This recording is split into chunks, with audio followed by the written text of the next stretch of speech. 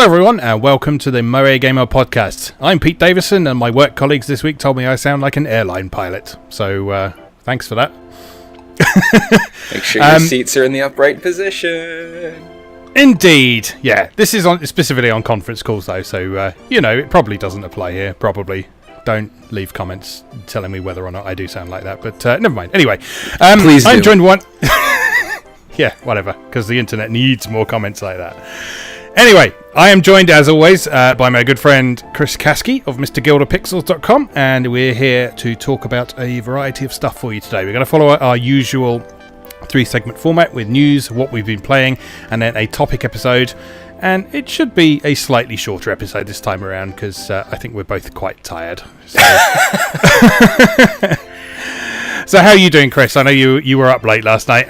Yeah, I didn't get in until about 2:30 last night, which is something that I was in the habit of in my 20s, but not so much in my 30s.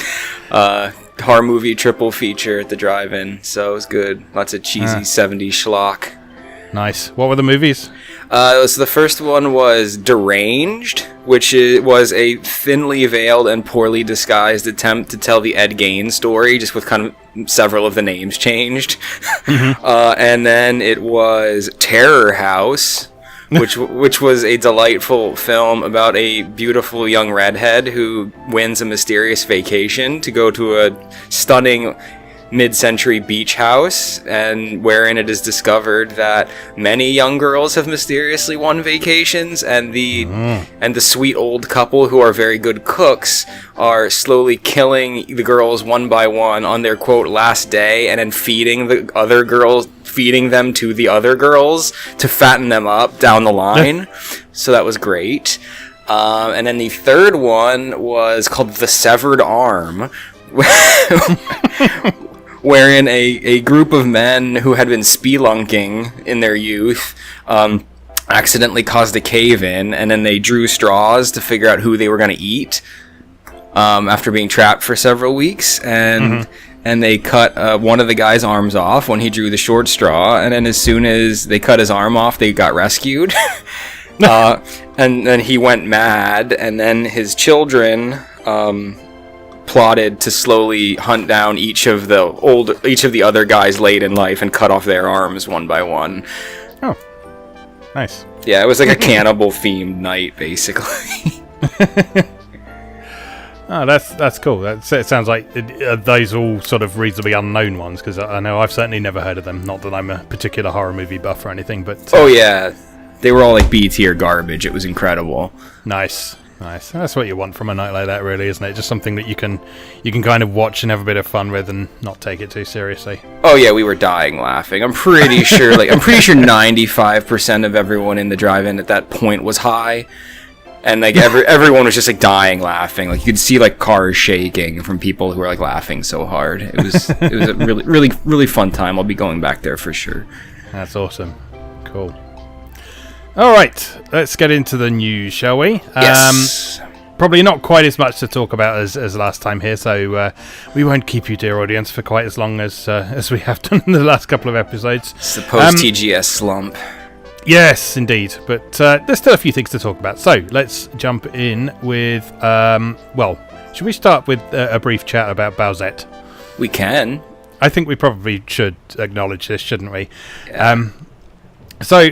if you are on social media, you are probably well familiar with Bowsette already. But if you don't follow Twitter or anything like that, or places to post fan art, basically, you might not have come across this. So the story is that Nintendo released a trailer for their upcoming deluxe release of New Super Mario Bros. U, which is coming to the Switch. And there's a bit of new content in that. One of which is Toadette as a playable character. And Toadette has a power-up that's exclusive to her called the Super Crown, which she can pick up, and it basically turns her into Peach, or Peachette, as she's known in that form. So it's basically like she looks like Peach, but she's got a sort of Toadette-themed outfit, basically. And so a fan artist online conjectured what might happen if another character put the Super Crown on.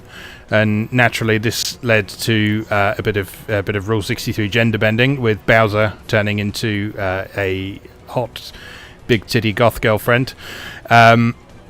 And then it kind of snowballed from there, really, in a phenomenon that I haven't seen since Cat Keyhole Bra became a meme. I don't think. So yeah, this original comic strip was by a Malaysian artist who calls himself Hanua, and he posted it on September 19th.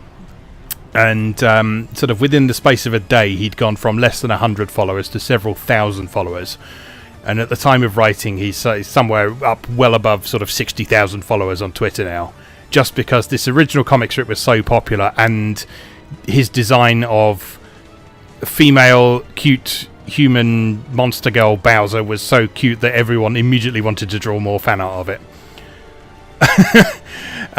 And it's shown no signs of slowing down as yet, and it's even expanded into some of the other Mario characters as well. So we've seen twists on a few other ones. I think the most common one besides Bowser at the moment is BuE, which is a twist on King Boo, who seems to be represented as a sort of pale-faced, long-tongued ghost girl.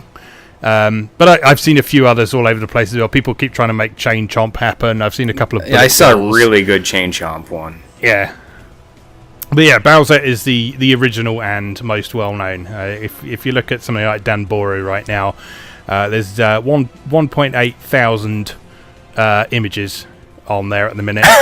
And this is in 10 days this has happened. So, yeah, that's probably going to continue for a little while, is yet. So, yeah, any thoughts? I mean, it's to witness the birth of a meme. Is just really something special. I don't think I've ever really been on like the ground like this to watch one like culminate. I've always kind of come late game, like when a meme is already going on. So like this has just been kind of an amazing phenomenon to observe.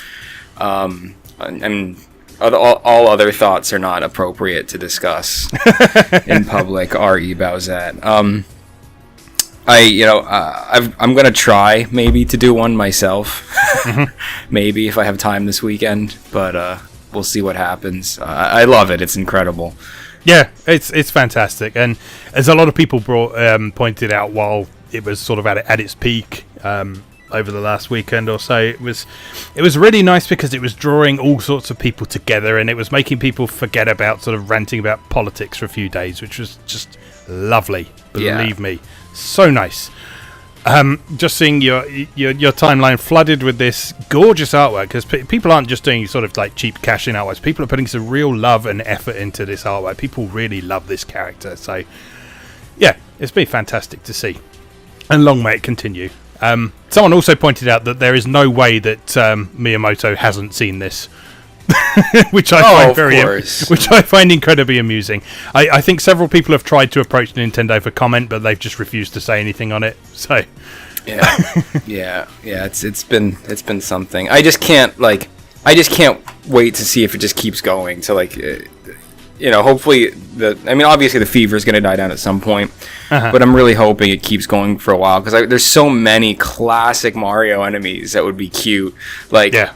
I'd love to do a Hammer Brother, like with like a cute construction theme, like a little hard hat or something. There's all kinds of interesting ideas and characters. Yeah, good stuff.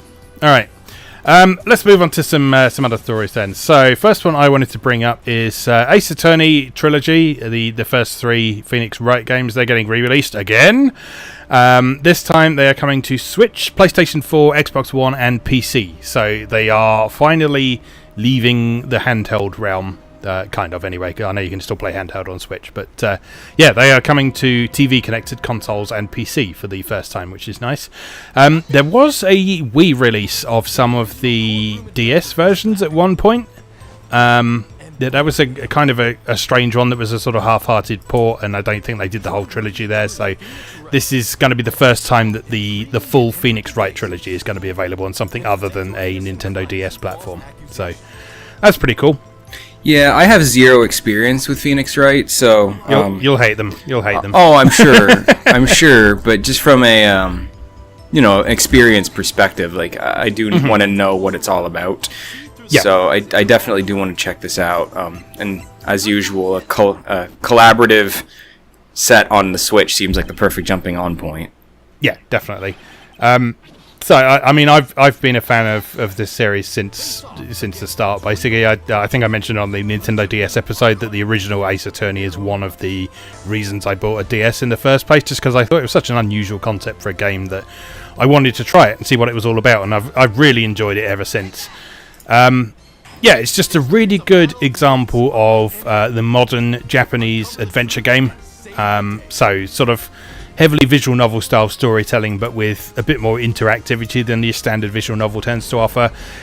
But at the heart of it, you're still working your way through a linear story by finding the right triggers and so on. So also fantastic soundtracks as well. The Phoenix Wright series has brilliant soundtracks, which if you've never played them, you might not know that. But I've never heard that. Yeah, they're absolutely wonderful. The main themes for each installment, where you've sort of presented a decisive piece of evidence that is pretty much guaranteed to win you the case.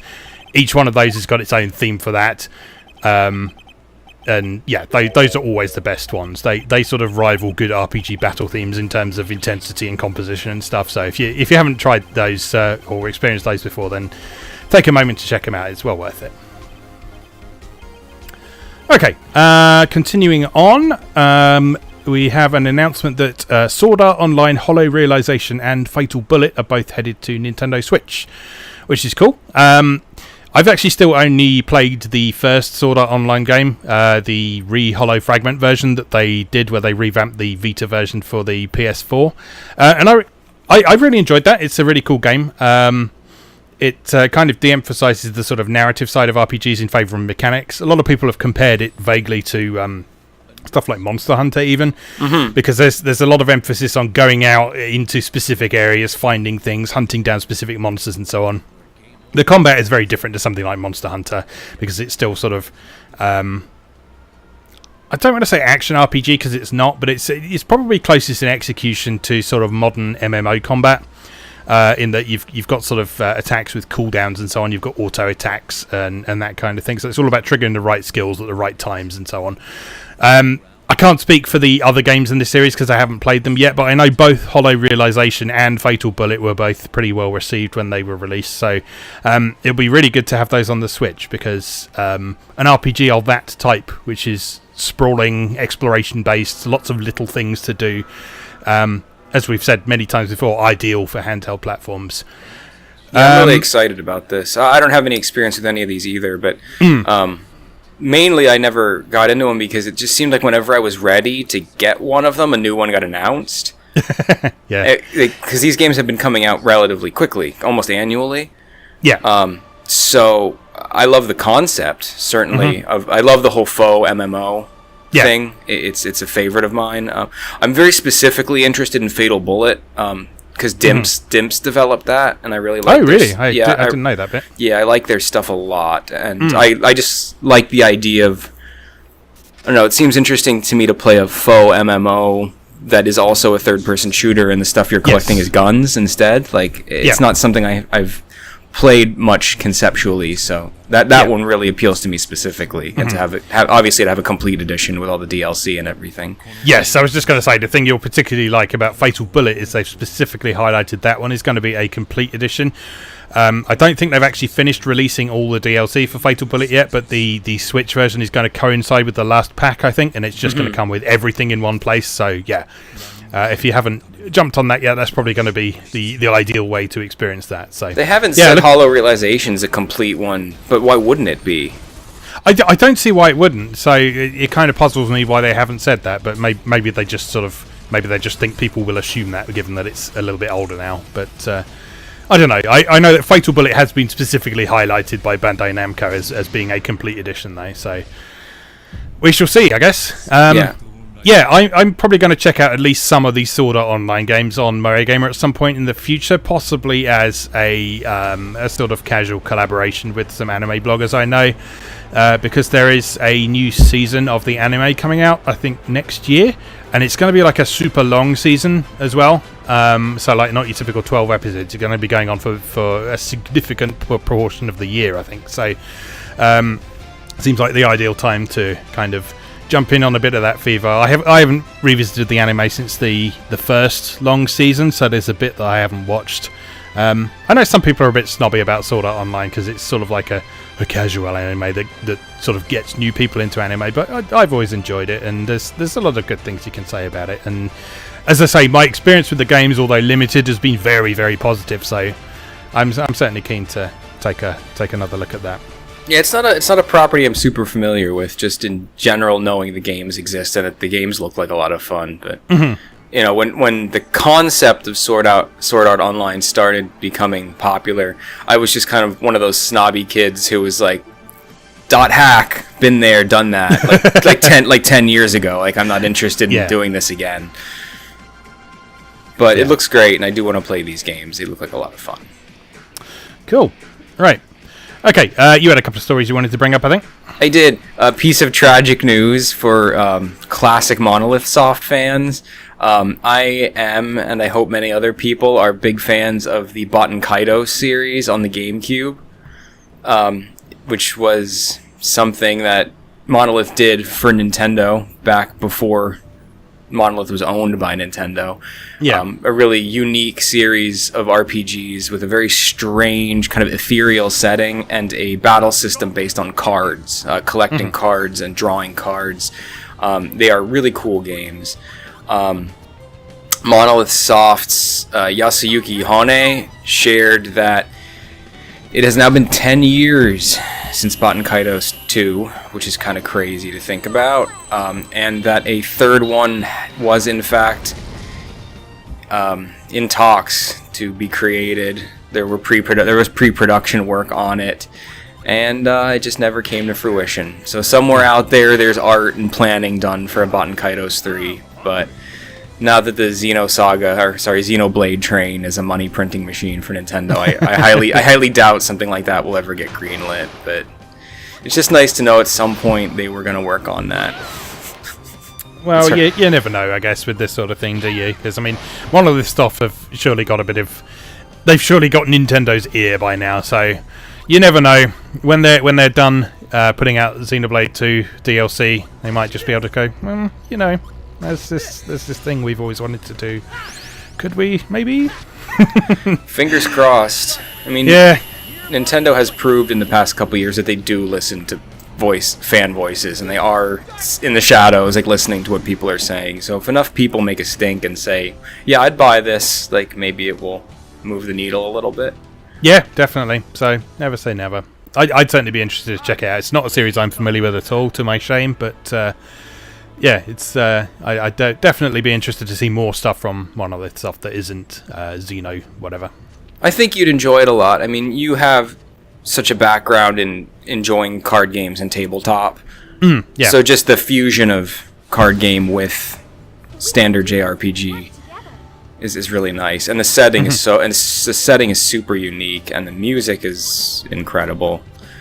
So it's worth checking out. It really is. Cool. Alright, what else you got? Castlevania. Yes! So Castlevania Requiem, Symphony of the Night, and Rondo of Blood together in one pack. It's really exciting because, really, Rondo of Blood has only ever been available in the West in the form of that weird 3D 2.5D PSP remake. Yes. And the original was an unlockable inside of that, but it was on your PSP, and you had to unlock it by playing the 3D version. Rondo of Blood, for those of you who aren't super Castlevania nuts like me, was on the PC engine, and it's technically in the Castlevania timeline the game that immediately precedes Symphony of the Night.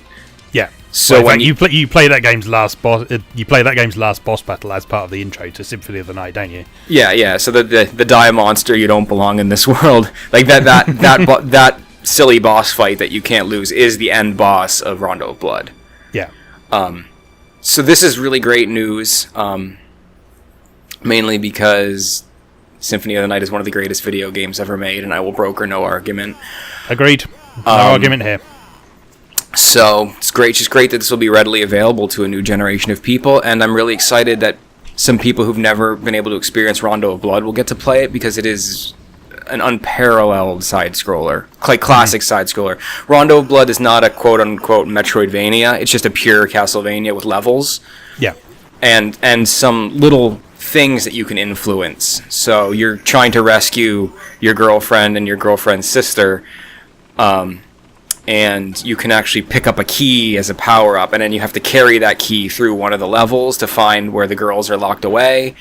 So there's choices you can make and routes you can take that kind of modify the game and change the challenge a little bit, because when you're carrying the key, you can't pick up any of the classic power-ups.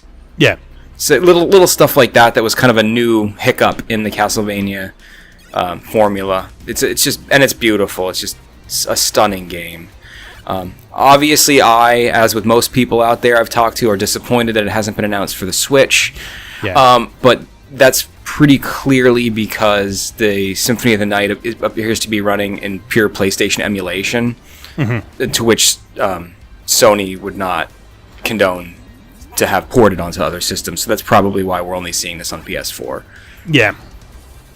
Which is strange, because the 360 did get that Symphony of the Night. Yeah, I was going to say there's a ago. 360 version. I've read some other theories about this as well. I think this is something to do with one of the developers working on the sort of back end of it and stuff, is something to do with Sony, I think. So very specifically. It's something really specific and silly like that. So yeah, unfortunately, it is unlikely that we'll see a Switch release of that. It also sounds like it's unlikely we'll get a physical release of it as well, which is a bit of a bummer. But you know, you have to take what you can get sometimes. I actually have like the disc for the PC Engine of Rondo of Blood. It's like one of my like prized possessions. So I'm actually good with physical on this either way. Yeah, I've spoken to you offline a bit about some of the games that I regret getting rid of over the years, and the original Symphony of the Night on PlayStation is one of those games. Just because the European version of this was lovely. It came in like those sort of 4 CD dual cases that sort of have two CD cases stuck together. And so in the front there was the game disc and the manual, and in the back it was sort of transparent plastic, and there was artwork, and there was a soundtrack CD in there that was sort of selections from all through Castlevania history. That's awesome. It was amazing. It was the first time I ever heard the Castlevania 3 music with the enhanced Famicom sound was on that CD. And I just fell in love with that there. It was amazing. And yeah, I'm kicking myself for getting rid of that at some point in my life. That's beautiful. That sounds like a beautiful set. It is. And it's very expensive now. I'm sure. Yeah, no doubt. Yeah. Oh, well. Yeah. You can't regret everything. No. All right, moving on. A little while back, we talked about Kadokawa Games is working on some new stuff to do with Root Letter, which was a visual novel that they released probably, was it last year or the year before that? I think it might have been the year before that. But it was a really cool game, sort of set in rural Japan, so it was set in a real-world area. And the concept of it was sort of a 30-year-old protagonist was coming back to this town that he used to live in, and basically trying to solve a mystery. So he was pen pals with a girl from this town, and they exchanged lots of letters with each other.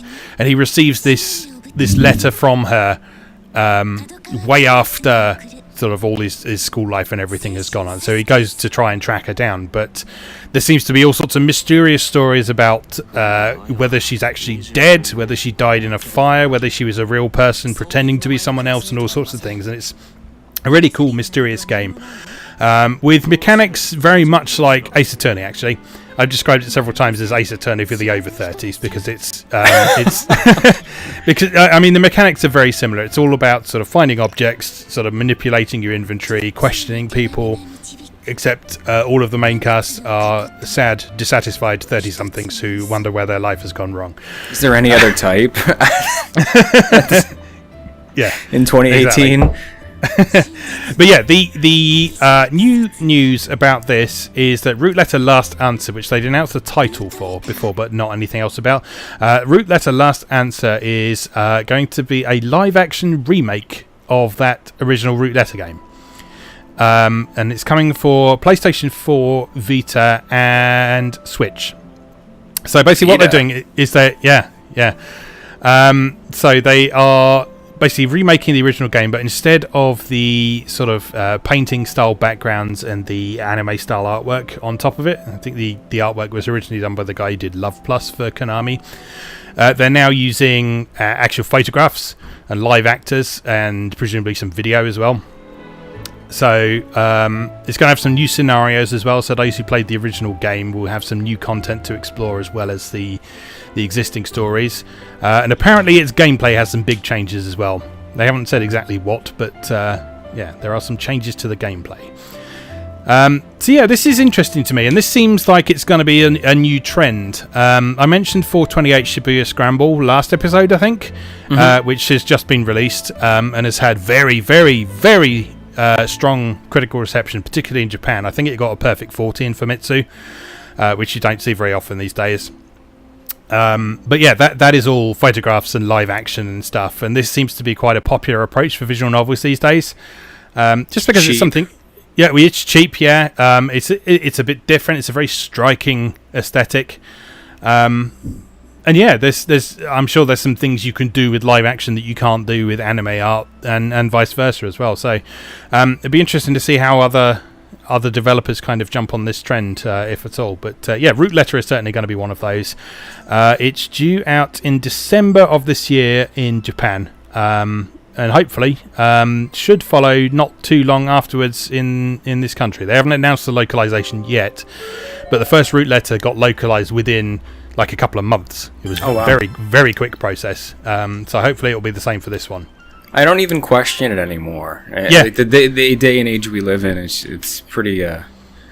I'm like on the opposite side of the spectrum I was on during like the PS3 years, and it was like, no, nothing cool gets localized. We're so lucky when we get something. Now it's like too much shit gets localized. I don't know what to buy. Stop localizing as many games, so I don't feel guilty passing on as many games. Yeah. Yeah, so talking of localizations then, Koei Tecmo has confirmed that it's bringing the remastered Atelier Island series to PS4, Switch and PC. So this is the Atelier Island DX, I think it's called, or Deluxe Pack. That includes the 3 Atelier Island games that were originally on PS3, and then got enhanced re-releases on Vita. And also Rorona got another enhanced re-release back on PS3 as well. So it's been all over the place, this sub-series, but it's quite a popular part of the Atelier series as a whole. Is the Ireland series, that was the first one to make the transition to the 3D, right? Or was that a later trilogy? I'm not hugely into these series, so I don't know the history too well. The Ireland ones were the first ones on PS3. So before that, you had the Atelier Iris series on PS2. Yeah, I played the Iris trilogy. Yeah. So the Iris games were slightly more conventional RPGs that still had a sort of crafting aspect to them. But the Ireland games, they really played up the crafting aspects like the earliest Atelier games did. So the focus was very much on young girl, has shop, crafts things, occasionally fights monsters.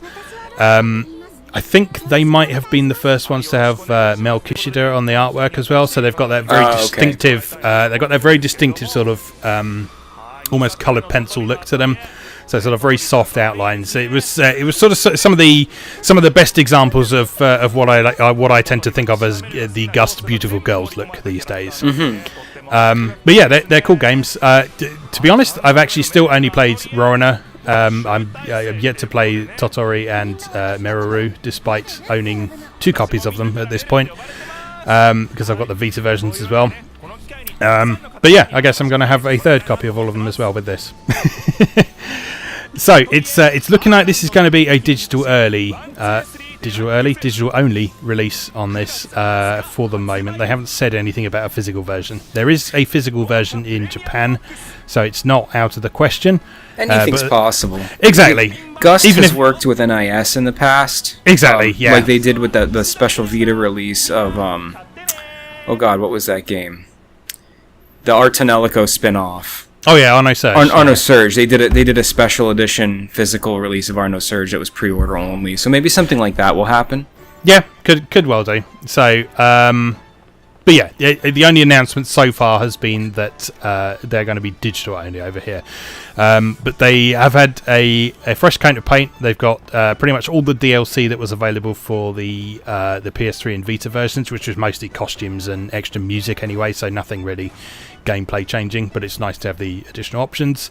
And yeah, so that will bring those games to a whole new audience, and hopefully we'll sort of see some of the other ones getting a re-release as well, because they're slightly less well known but still pretty well regarded. So Atelier is another series that I really need to sort of delve properly into on MoeGamer at some point, because it's so sprawling by this point that I need to take some time to explore at least a couple of the sub-series in detail. It is the Madden of RPGs. You get an Atelier a year like clockwork. It's unbelievable. Yeah. All right. Just a couple of things I wanted to bring up. We talked briefly about Kenichiro Takaki's Uppers getting a localization a while back. Yes. It seems like it is getting a physical release as well, which is cool. So that's been listed on Amazon UK. So looking like at the very least Europe will be getting a physical version. Nothing confirmed for the US yet. Marvelous' stuff is kind of in a slightly weird situation with regard to localizations, because rather than one localization company handling America and Europe, you've got Xseed handling everything in America, and then you've got Marvelous Europe doing stuff over here, and they often end up doing different things. So something getting a physical release over here isn't necessarily a guarantee it will get one over there, and vice versa. But fingers crossed that will get a proper boxed copy that you can enjoy. Luckily, the PS4's all region. Like I have some. Indeed. I have some UK games for my PS4 that I imported. Dude. Yep. Same. Vice versa for me. So I think I bought Senran Kagura Shinobi versus the American version, because that didn't get a physical release over here. So, and it had a really nice boxed copy in the States. So yeah, you guys got the Bloodborne complete. Yes. And we did not in the States, so I had to import that. And I remember when that, what was that, like, weird action JRPG style game that was kind of like near Anima. It's based on a card game. Oh, yeah. And, Anima Gator Memories. And the US version originally that was announced was a huge, big, dumb box set, and I didn't want it. Yeah. But in the UK, there was just a game-only physical release for like $20. So I wasn't gonna pay $60 for like lithographs and like that I had from a property that I had no attachment to. I just wanted the game, so I remember I imported the UK version of that. Yeah, I've got that on my shelf somewhere. Actually, I need to check that out. It's pretty cool. So, I mean, it's janky, but it's a lot of fun, and the world. I live for the jank, you know that. Oh yeah, well, it compares very favorably to Nier. It's like almost like an indie Nier. Sounds good to me. All right. Okay. You had a couple of things you wanted to bring up as well. Yeah, just little dumb stuff. I had a good laugh today. I know you and I are both really looking forward to Warriors Orochi 4. And it was announced this week that Warriors Orochi 4 has won a Guinness World Record. Wow, what could that be for? For most playable characters in a hack-and-slash video game. Goodness me! Wherein a hack-and-slash video game is defined as a video game with combat that focuses on real-time combat with hand-to-hand weapons. The record is measured by the total number of unique playable characters, of which Warriors Orochi 4 has 170. Now, there's two components to this that are worth discussing. One, it's really freaking awesome that Warriors Orochi 4 has 170 playable characters. And I cannot wait. Two, how hilariously dumb is this? Because it's very clear that this was just created for Warriors Orochi to win it. Because it's not most playable characters in a video game. It's most playable characters in a specific genre that is pretty much only Warriors games. Yeah. Like, it might as well be called most playable characters in a Warriors game. So, I don't know. It's just hilarious to me. Yeah, it's ridiculous. It's publicity stunt. Yeah, absolutely. Like I said, Guinness World Records have been just publicity stunts for a long time, and the vast majority of stories you hear about Guinness World Records these days are people setting a new record in something that has been specifically designed for them, because that's how it works now. It's not like there's there's a big list of records that people try and beat. It's that people write to Guinness and say, hey, I've got this great idea for a record. Here's what I'm proposing. Is that okay? And they go, yeah, fine. And then they do it with someone watching. And then they go, yep, that's a record. Off you go. We've come a long way since Man with Longest Fingernails. Those were the real days of Guinness. Yeah. There used to be a children's TV show over here called Record Breakers, and it was sort of like one of the most beloved children's TV shows over here, and that was all like proper records. I mean, there was some bizarre stuff in there as well, but it was not people setting new records in ridiculous things. It was people specifically trying to beat things that had been done before and you do them better. And it was sort of one of those sort of really inspirational programs that everyone used to watch just to kind of get a feel-good kick out of it. But, Guinness isn't what it once was in this regard.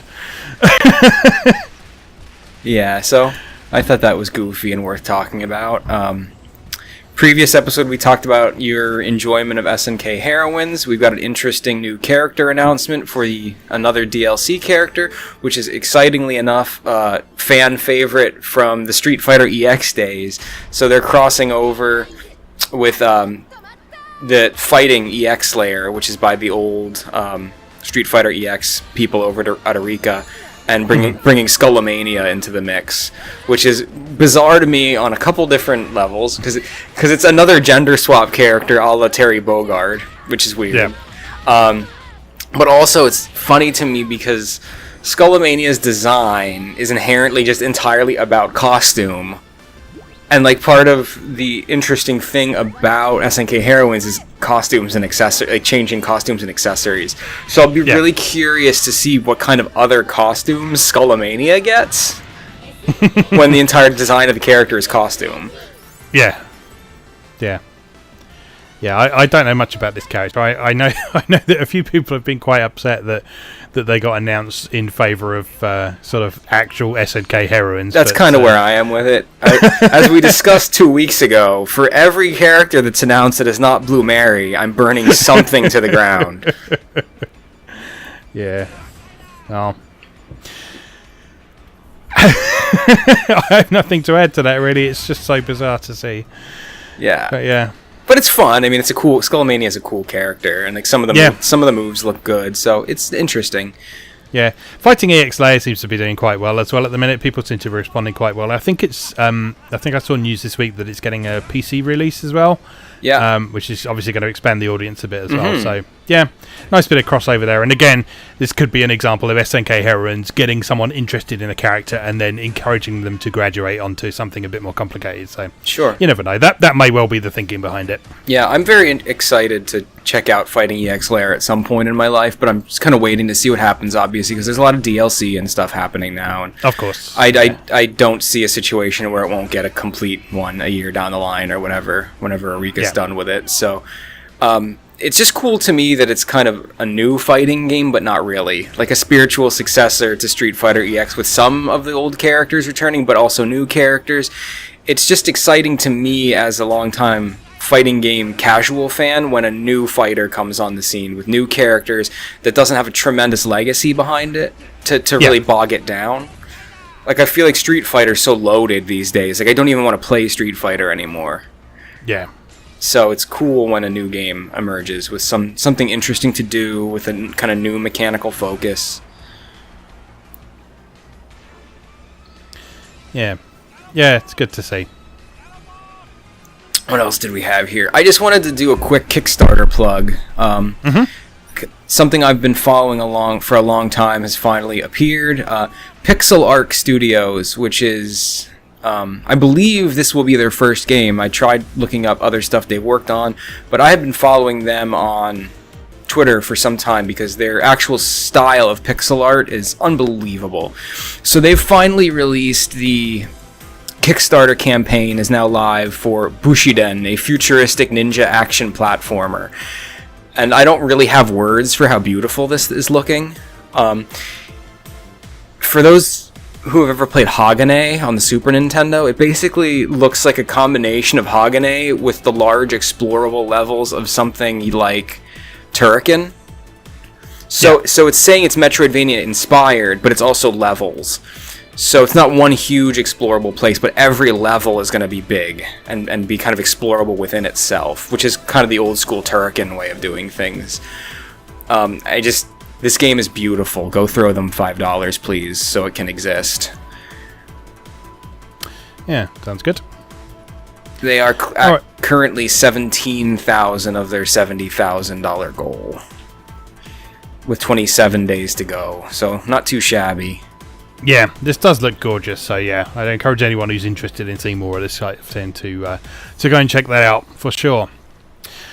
Okay, I'll stay on the Kickstarter front because I've got a project that I want to mention that I actually haven't had time to check out in detail yet, but I've had a lot of people enthusing at me and specifically requesting me to check this out. So I will mention it now, and then I'm going to do a write-up on the demo version for this at some point in the next couple of weeks. So there's a studio called Ninetale, who have partnered with Just USA, and they're running a Kickstarter for a game that they've got called Venous Blood Frontier, which is a strategy RPG with kind of a heavy use of Norse mythology. Ooh, okay. So you play the part of Prince Loki, and you're trying to conquer Yggdrasil, and then I can say I haven't looked into this. I'm reading this off the press release I've got at the minute. So it's basically a strategy RPG. So you can compose your own armies. You can create your bases, produce food. It seems to be rather than just sort of a standard grid-based battle by battle strategy RPG. There seems to be a sort of grand scale thing going on as well. Oh, that's neat. So, I love that. So you have have to think about your logistics and producing food and resources and stuff as well, and capture territory. It is an 18 plus game, so there is filthy stuff in it as well. One of the sort of things that the developer specifically highlighted is that you can any of the goddesses that you capture, you can treat them in one of two different ways, shall we say. You can befriend them or you can corrupt them.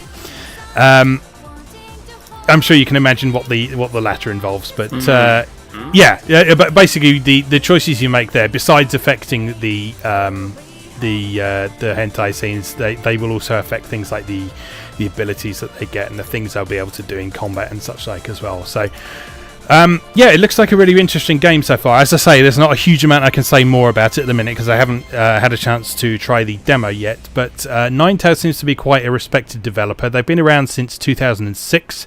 They've received a bunch of awards for their stuff in Japan previously, but I don't think they've actually brought anything to the West before, so this is going to be their first localized title, I believe. They've got a strong emphasis on things like dark fantasy and stuff, and Venous Blood is actually a series that they've done up until now. So presumably, if this one does well, we may well see more in a similar kind of vein, similar kind of setting.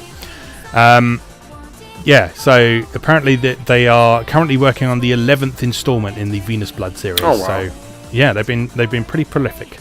It's always amazing to me how long some of these Orochi series have been around. Yeah, definitely. I mean, 11 games in like 12 years, is that's pretty good going.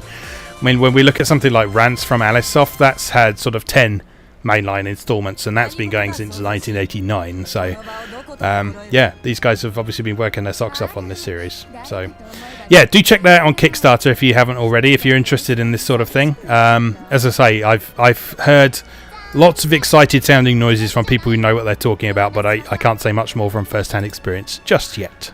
I'm looking at... There will be a write-up coming soon. I'm looking at footage right now, and it basically looks to me like a low-budget version of Dragon Force for the Saturn, which is praise. I'm not knocking it. Yeah.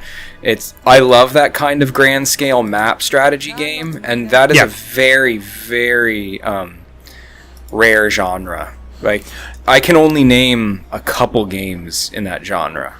Yeah, there's a couple that I've played on PC from sort of Arrogate and visual novel developers in the past. One of my favourite ones was Atelier the Eternal. Oh, okay.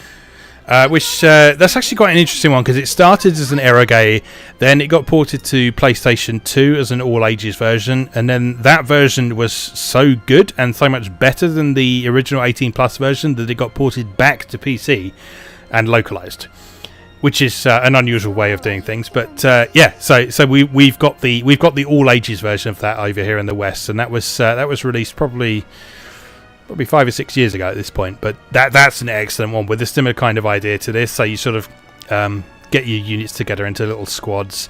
You try and do conquer a map, a node at a time, make sure you've got resources and so on. So yeah, there are companies who are working on the side of things, but it's a kind of genre that tends to sort of slip by pretty unnoticed quite easily because it's even more niche interest than sort of your average RPG at this point. Mm-hmm. But yeah, do check that out if you're interested in that kind of thing. And then finally, just a quickie, there is an announcement that Neko Works, is that right? Yes. So the people who worked on Nekopara, they have created a game called Love Cubed, I think you pronounce it. Don't know a lot about the game, but it's got nice art and it's getting localized and brought to the West by Faku. So yeah, very little to say about that at the moment, but if you enjoyed Nekopara and such like, then you may want to keep an eye on that one as well. It doesn't have Sayori artwork, so it's a slightly different style of art to Nekopara, but the writing from that studio is pretty good, so worth a look. Alright, I am spent, I think. You got anything else you want to mention? No, that's good. Excellent. Alright, okay, we'll take a short break for now then, and then we will come back and we'll talk a little bit about what we've been playing recently. So see you in a moment.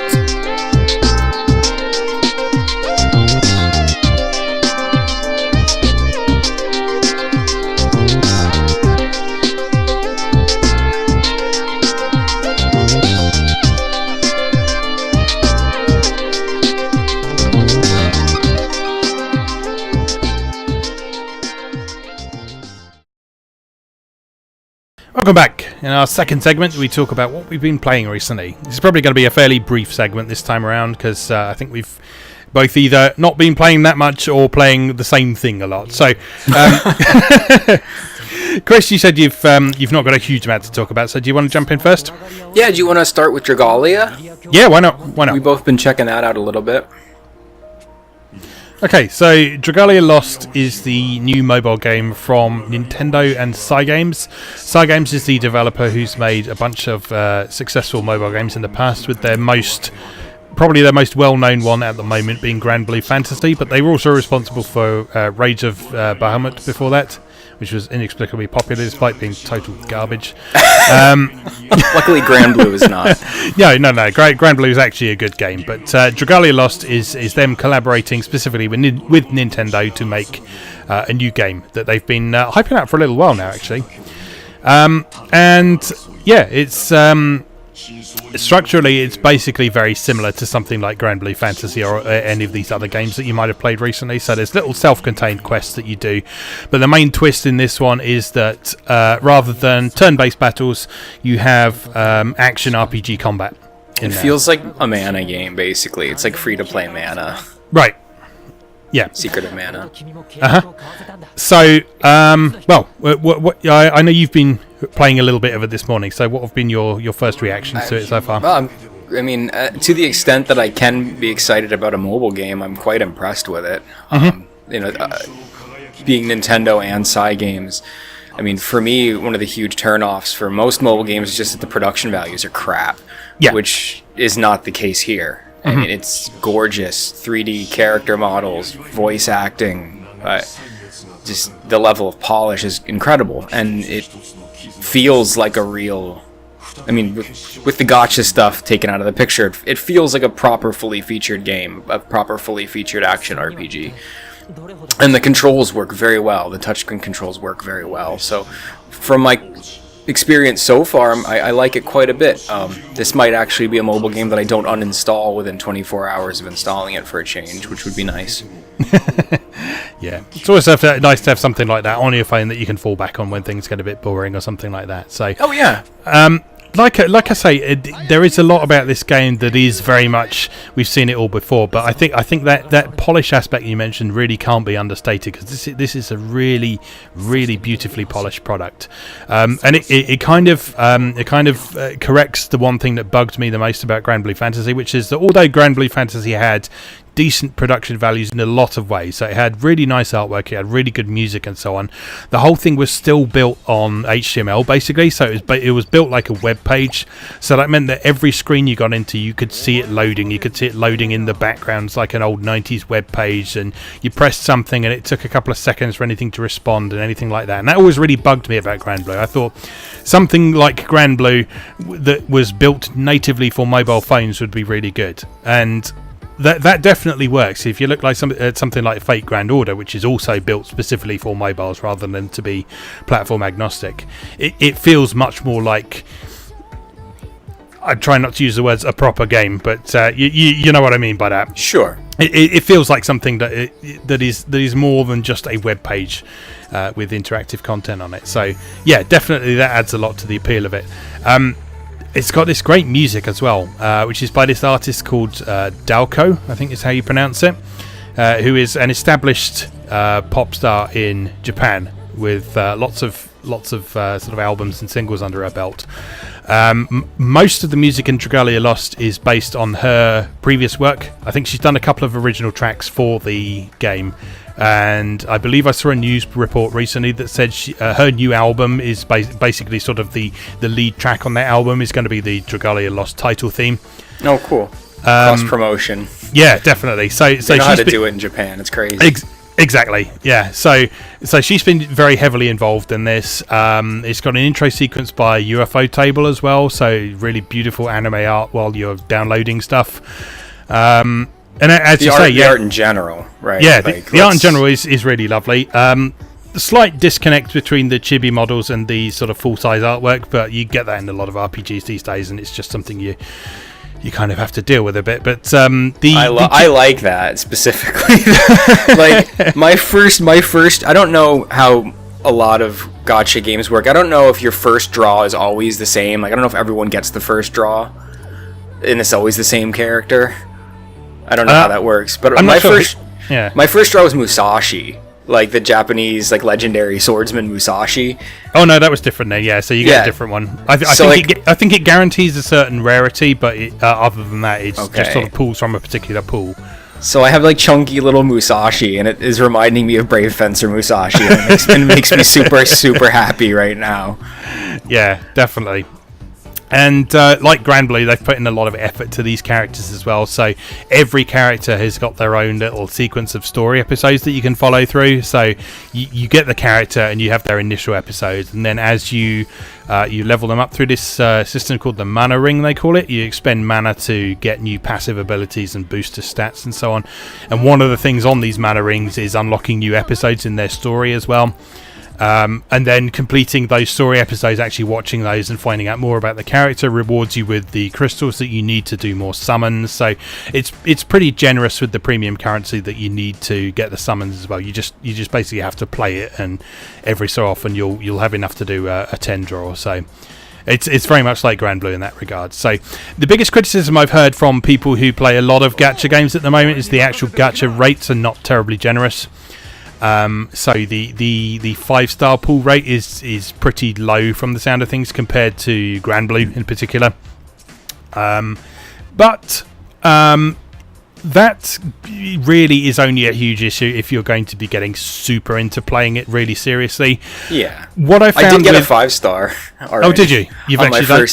You've actually done better than me. I've got no 5-star characters yet. I got a 5-star dragon. I don't have a 5-star character yet. Oh, okay, yeah. I've got a 5-star worm print, I think, but not any characters.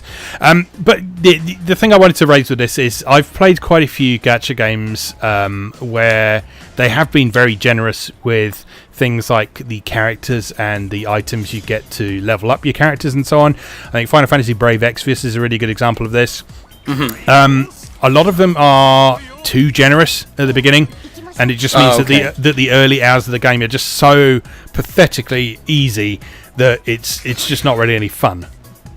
So, like for example, I played Brave Exvius a bit around launch, and it was okay around then. I enjoyed it around then, but I revisited it recently, and because I'd changed phones, I had to start again. So But I got bombarded with so much stuff as sort of like rewards for maintenance and sort of a year-long celebrations and stuff like that. But that before I'd even started going through the main storyline, I had like a level-capped party who could just absolutely destroy everything in their path, and it just wasn't any fun. So I think in some ways, like a low rate of drawing more powerful characters isn't necessarily a super bad thing unless you're getting super into the game, its sort of end game and so on. And I haven't played enough to know what the sort of end game of this is like at the moment, or indeed how long the main story is. But at the moment, you can certainly get by pretty much just with the characters they give you as part of the story, and then a couple of draws along the way as well. So it's got some interesting systems in it. It's got multiple ways of progressing your character, so you can level up your characters, your weapons, your dragons, and your worm prints. So there's lots of different ways to gain in power, lots of different ways to customize your party. Every single character is playable, so you don't have to control the main protagonist. You can control any of the actual characters that you recruit, and they all handle quite differently as well, which is quite nice. As soon as I pulled Musashi, it's like, you have been replaced. I just did not. Yeah, definitely. Put the main dragon that's supposed to be the protagonist's dragon on Musashi. Yep. And then she's like, you're the protagonist now. But yeah, and you're right, the touchscreen controls take a little bit of getting used to, but they are much better than a lot of games like this that I've seen in the past. So they don't use a virtual joypad or anything like that. They do movement relative to where you first touch the screen. So you basically press and drag to move in a direction, tap on the screen to attack. Later on you get some additional abilities where you can press and hold to do sort of more powerful guard-breaking attacks and such like. It's very playable single-handed too. Yeah, definitely. Which is nice. I mean, it's not always the case. It's specifically designed to be played single-handedly because it actually asks you which hand you hold your phone with at the start, and it shows someone holding that phone with one hand and sort of doing everything with the thumb. So, it's designed to be played with just one hand, really, and it's perfectly doable. And it's got little things in there that I like. So, it's not just simple wars of attrition with the enemies. You've got sort of actually telegraphed attacks to dodge and that sort of thing as well. So yeah, the combat's pretty interesting.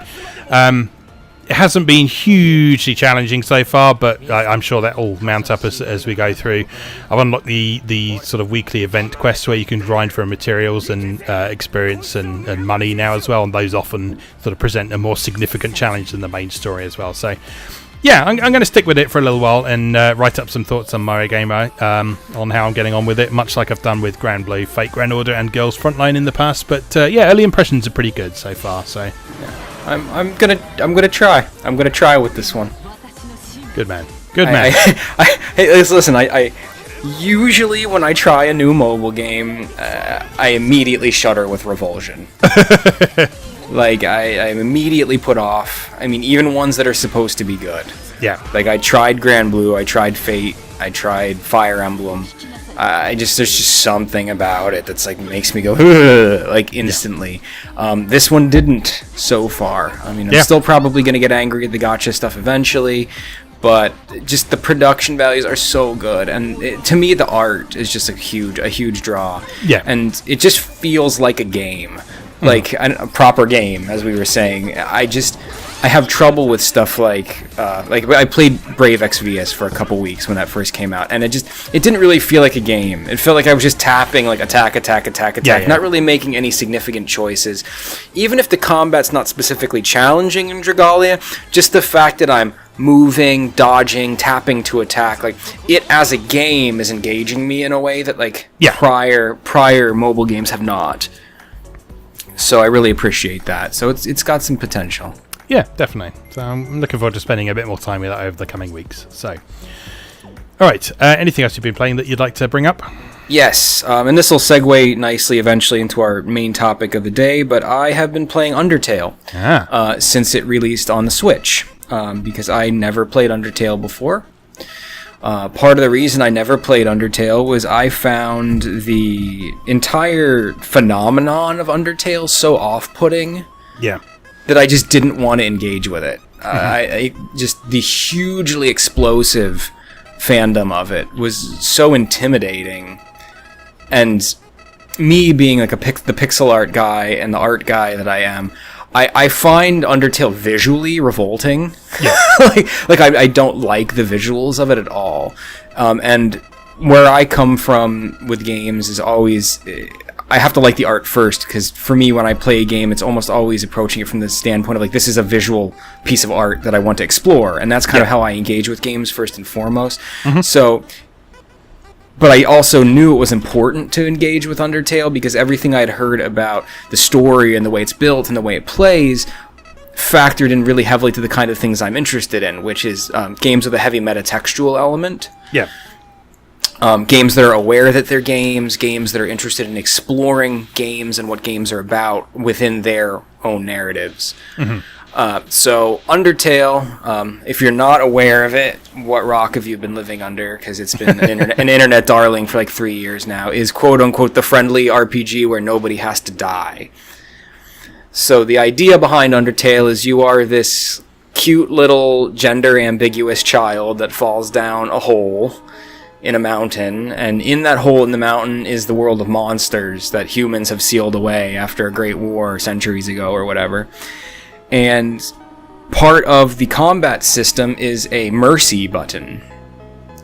So you can play Undertale like a typical RPG. You can just equip weapons and armor that you find and fight with attacks, and everything has cool little real-time mini-games like Mario RPG style. There's like a golf, or almost like a golf game. There's a bar that goes back and forth, and if you hit it in the green section, right, your attacks do more damage. Right. And you can do that. You can play it just like a normal RPG. But the difference in Undertale is there's a limited amount of encounters. So so if you in one dungeon there might be 10 monsters that live there. If you kill them, they're dead. There's no more encounters in that dungeon. So it's not just you're killing numbers like you would in a regular JRPG, right? Like randomly generated enemies, there's an infinite number of them. Like if you kill a monster, you have killed that monster. Yeah. Like that monster does not exist anymore. Okay. And you level up and you gain experience and you get really powerful and you can kind of mow your way through everything if you play that way. But you can also utilize the mercy button. And the mercy button allows you to spare monsters, which is the more challenging way to play the game. So you can meet a monster, and there's a check command to examine them, and it will kind of tell you something about them. So one monster you'll encounter early in the game looks kind of like a reindeer, and he's been like decorated with gifts and presents, and had like garland draped all over his horns and stuff. Okay. But if you do the check command on him, it'll tell you that he doesn't like that. Like, it's like some rowdy teenagers put decorations on this monster, and he doesn't like it. So then there's another command you can do to turn by turn remove the stuff that's been put on him. Okay. While he's still attacking you, because he's still hostile towards you, but you can make the decision to dodge his attacks during his attack phase, take the things that have been put on him off one by one, and eventually he'll befriend you, you can spare him, and then you don't have to kill that monster. Okay. That's cool. So, whenever enemies attack in Undertale, there's almost like a shoot-'em-up style minigame. Yeah. Where you actually have to dodge bullets or dodge objects that are thrown at you. So there's a very active element, and it can get very challenging, because if you're deciding to play what's normally called a pacifist run, wherein you kill nothing, you also don't gain experience or level up. Yeah. So I'm at the boss of the game right now on the pacifist run, and I'm still level 1 with only 20 HP. And the final boss hits pretty hard. So it's almost a metaphor for life, right? Yeah. Because to take the high road, to be gentle even when others aren't being to you, can be extremely difficult. Right? So yeah. Undertale kind of mimics the way that pacifism can be a challenge in real life. And then the other way around, if you play and you're actually killing, you will reach a point where you're so powerful that you're just one-hit killing stuff constantly. Yeah. Because this isn't a world designed around that.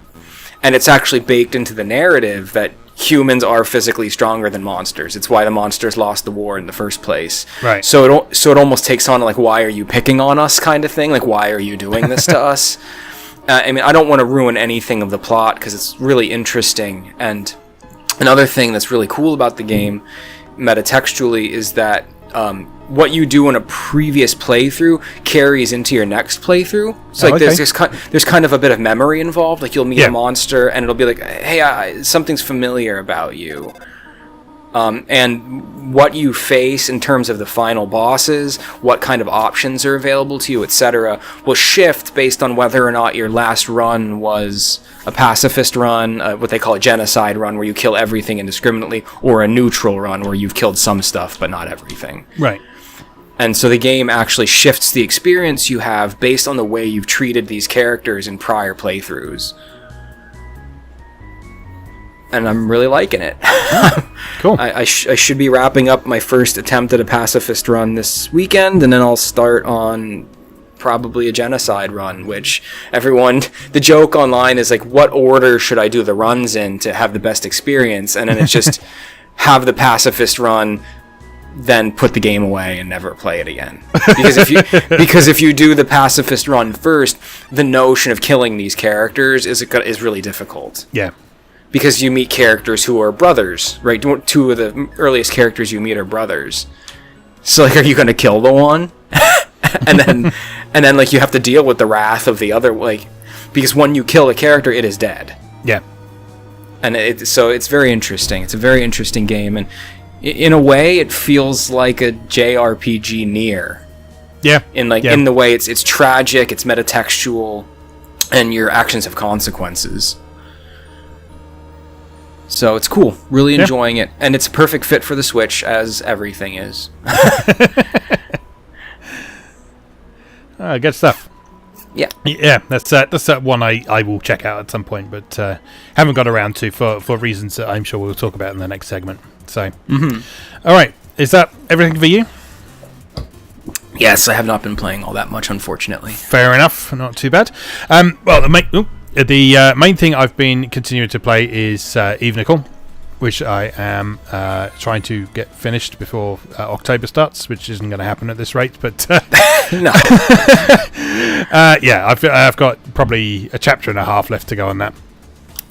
Yeah, still really enjoying that. It's sort of ramping up in difficulty and complexity really nicely as it goes through. So the actual mechanics start pleasantly simply, so you're sort of just using attacks and sort of basic special moves and stuff, but the further you go, the more you start to get sort of interesting combinations of things that have some synergy with one another, and sometimes within one character and sometimes across characters. So for example, you got one character who she fights with her fists, and in her later levels she starts getting these abilities where sort of one of her skills is hit with her left hand and one is hit with her right hand. And sort of it's more effective if you sort of do a combo with those different moves and so on. Okay. There's ways you can sort of inflict statuses on enemies and that sort of thing, and you can sort of set them up for different things like that. So combat is really quick and pacey, so sort of no encounter is longer than sort of like maybe 30 seconds or so. But within those 30 seconds, there's plenty of interesting choices to make. And the whole thing's just kept really nicely speedy, playable. There's a nice sort of sense of impact to everything as well, and it's satisfying to play.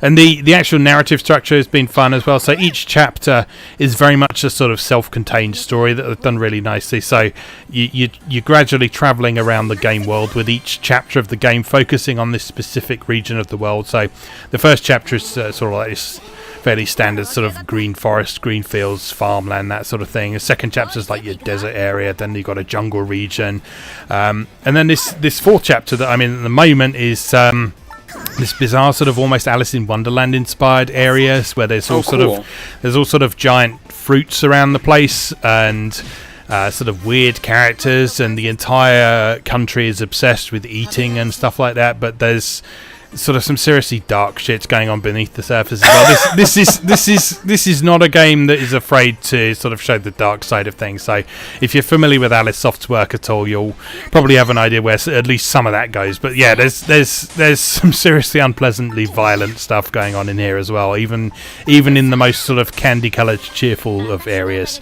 But it's done in such a way that you really genuinely feel emotion and reaction to what is going on. You witness these horrific things happening, and then your response to that is, yes, I really want to sort this out. It's got this sort of real way of kind of gripping onto your heart and making you care about what is happening. So yeah, excellent stuff so far. So as I say, I've been writing about that all month so far, and that will spill over slightly into October as well, I'm afraid. But yeah, last article for that should be coming this week at the time of this podcast getting released.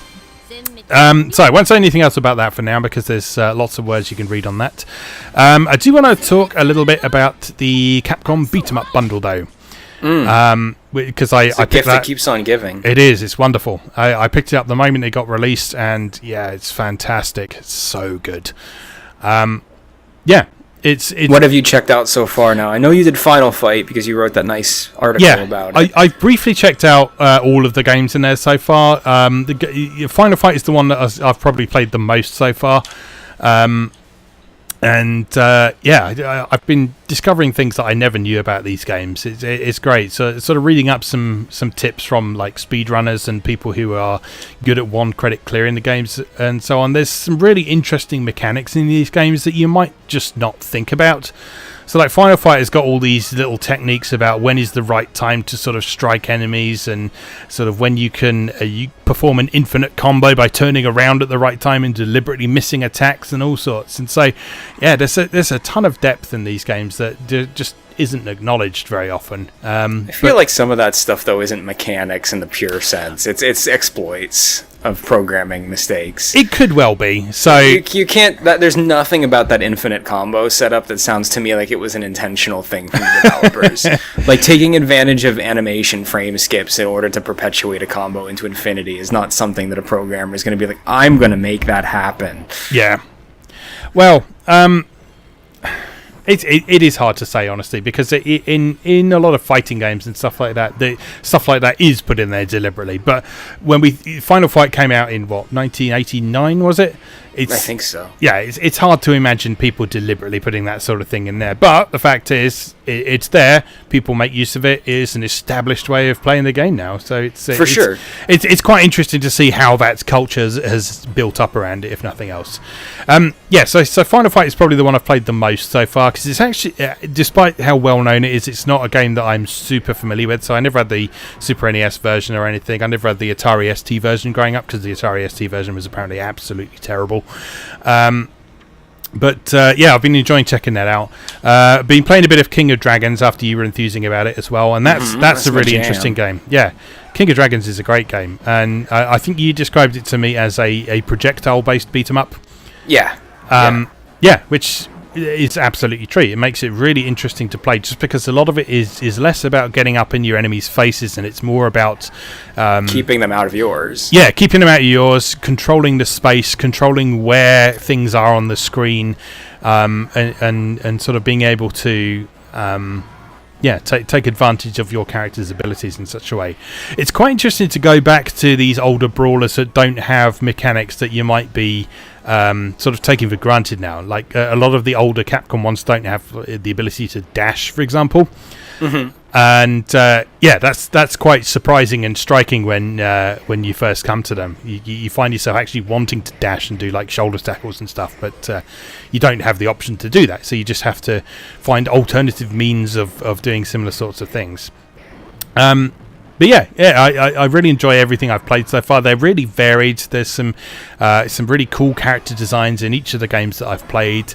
Some mechanical diversity as well. So like we say, King of Dragons has got this sort of projectile-based thing going on.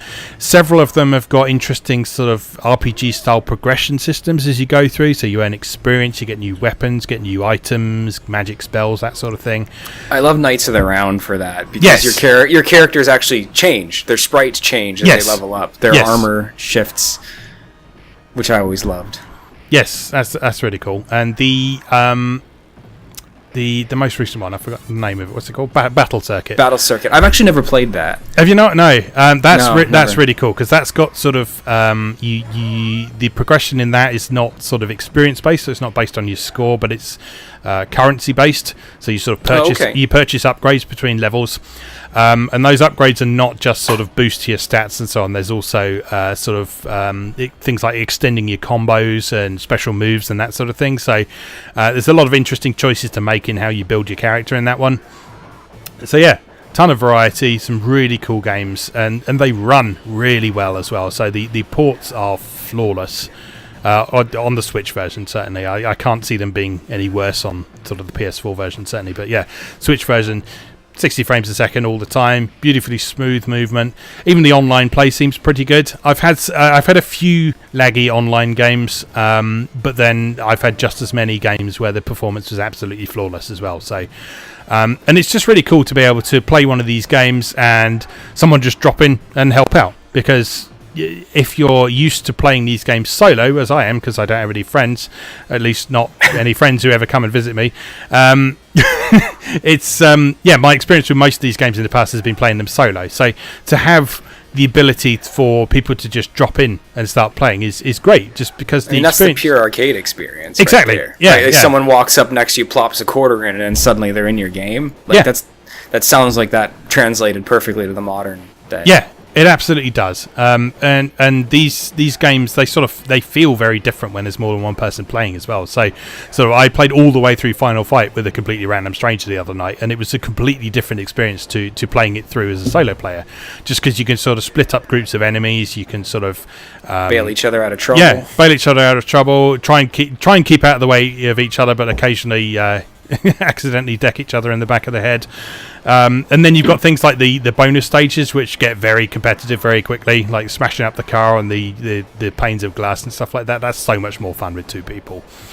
So yeah, highly recommended. It is a bit of a shame that we don't seem to have a physical version of that, but there is at least 3 different physical versions of it available in Japan. So there's the basic game only bundle, and then there's 2. They've got all sorts of goodies in there as well. So things like soundtracks and posters and all sorts of lovely things there. So if you do want a copy of this to put on your shelf, then have a look at the Japanese versions. It's known as the Capcom Belt Action bundle in Japan, though. So have a search for that if you want a copy on your shelf. Yeah, I'll give it a few more months just to be safe, but then I'll be hopping on PlayAsia or something to grab that. Yeah, definitely. Only other stuff I've been playing is actually retro stuff. So I'm going to take a brief moment to plug the other projects I've been doing again. I've been doing a couple of other video series. One is Atari A to Z and Atari ST A to Z, which are a series of playthroughs of games that I grew up with in most cases. There's a few games that I've played that I didn't play back in the day, but have decided to explore just because they looked interesting or because I always wanted to try them. And yeah, they're pretty simple, casual videos, just exploring these different games, starting games beginning with A and working our way through. At the moment, we are up to F on the Atari 8-bit with Final Legacy, and we've just started the ST series with Atomino by Psygnosis. So that will be continuing each week. The Atari 8-bit videos will be out on Tuesdays, and the Atari ST videos will be out on Thursdays, so watch out for those. And after talking a little bit about picking up my Philips G7000/Odyssey 2 a while back, I've picked up a couple of extra games for that recently via eBay.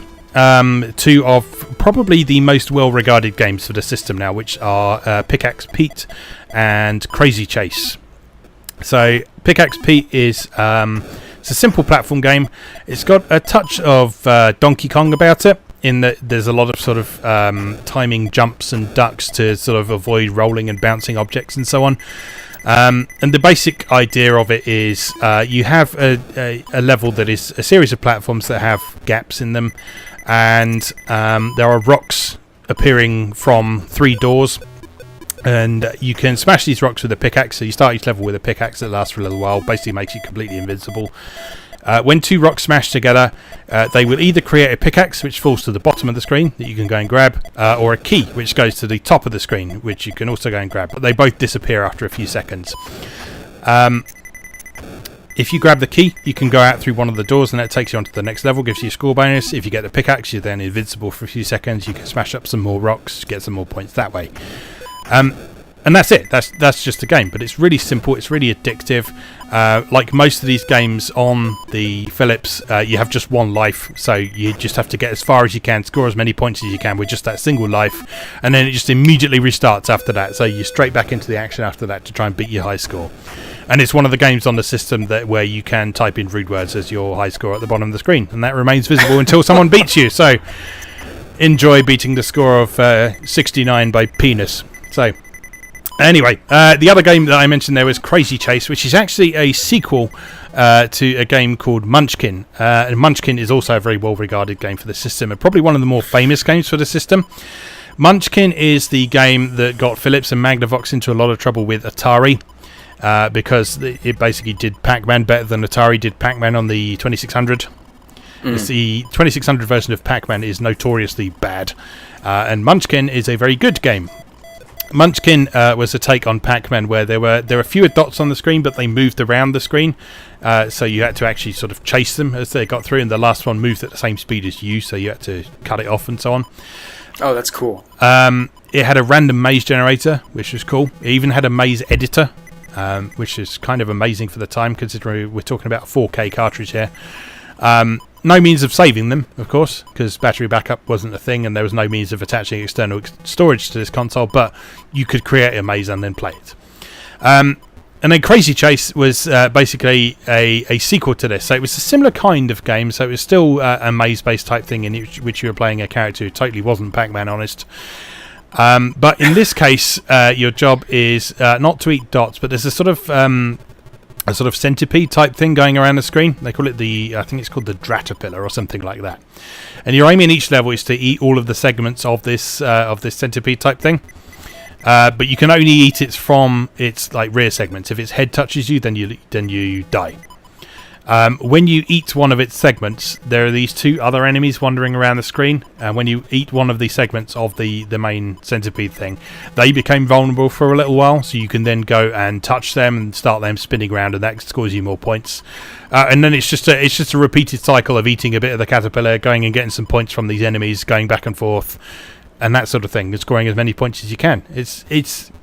It sounds quite difficult to describe because it's a very strange idea, but it's got a really nice rhythm to it once you start playing it, and it's very, very addictive. Like we say, it's got that magical quality that so many of these games on that old platform do. So, yeah, those are both well worth checking out. I have a website that is slowly going through and trying to catalogue and index the various cartridges that were available for the Philips system. That is currently at videopackgames.wordpress.com.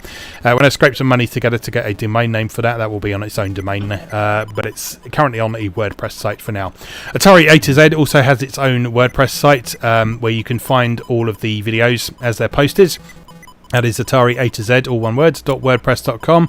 And those videos are also posted on MoeGamer as well, so you should be able to come across them however you choose to follow my content.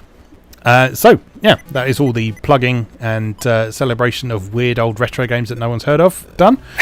And I think we're done for this segment for now. So, we will be back in a moment with our main topic for the episode. So we'll see you in a moment.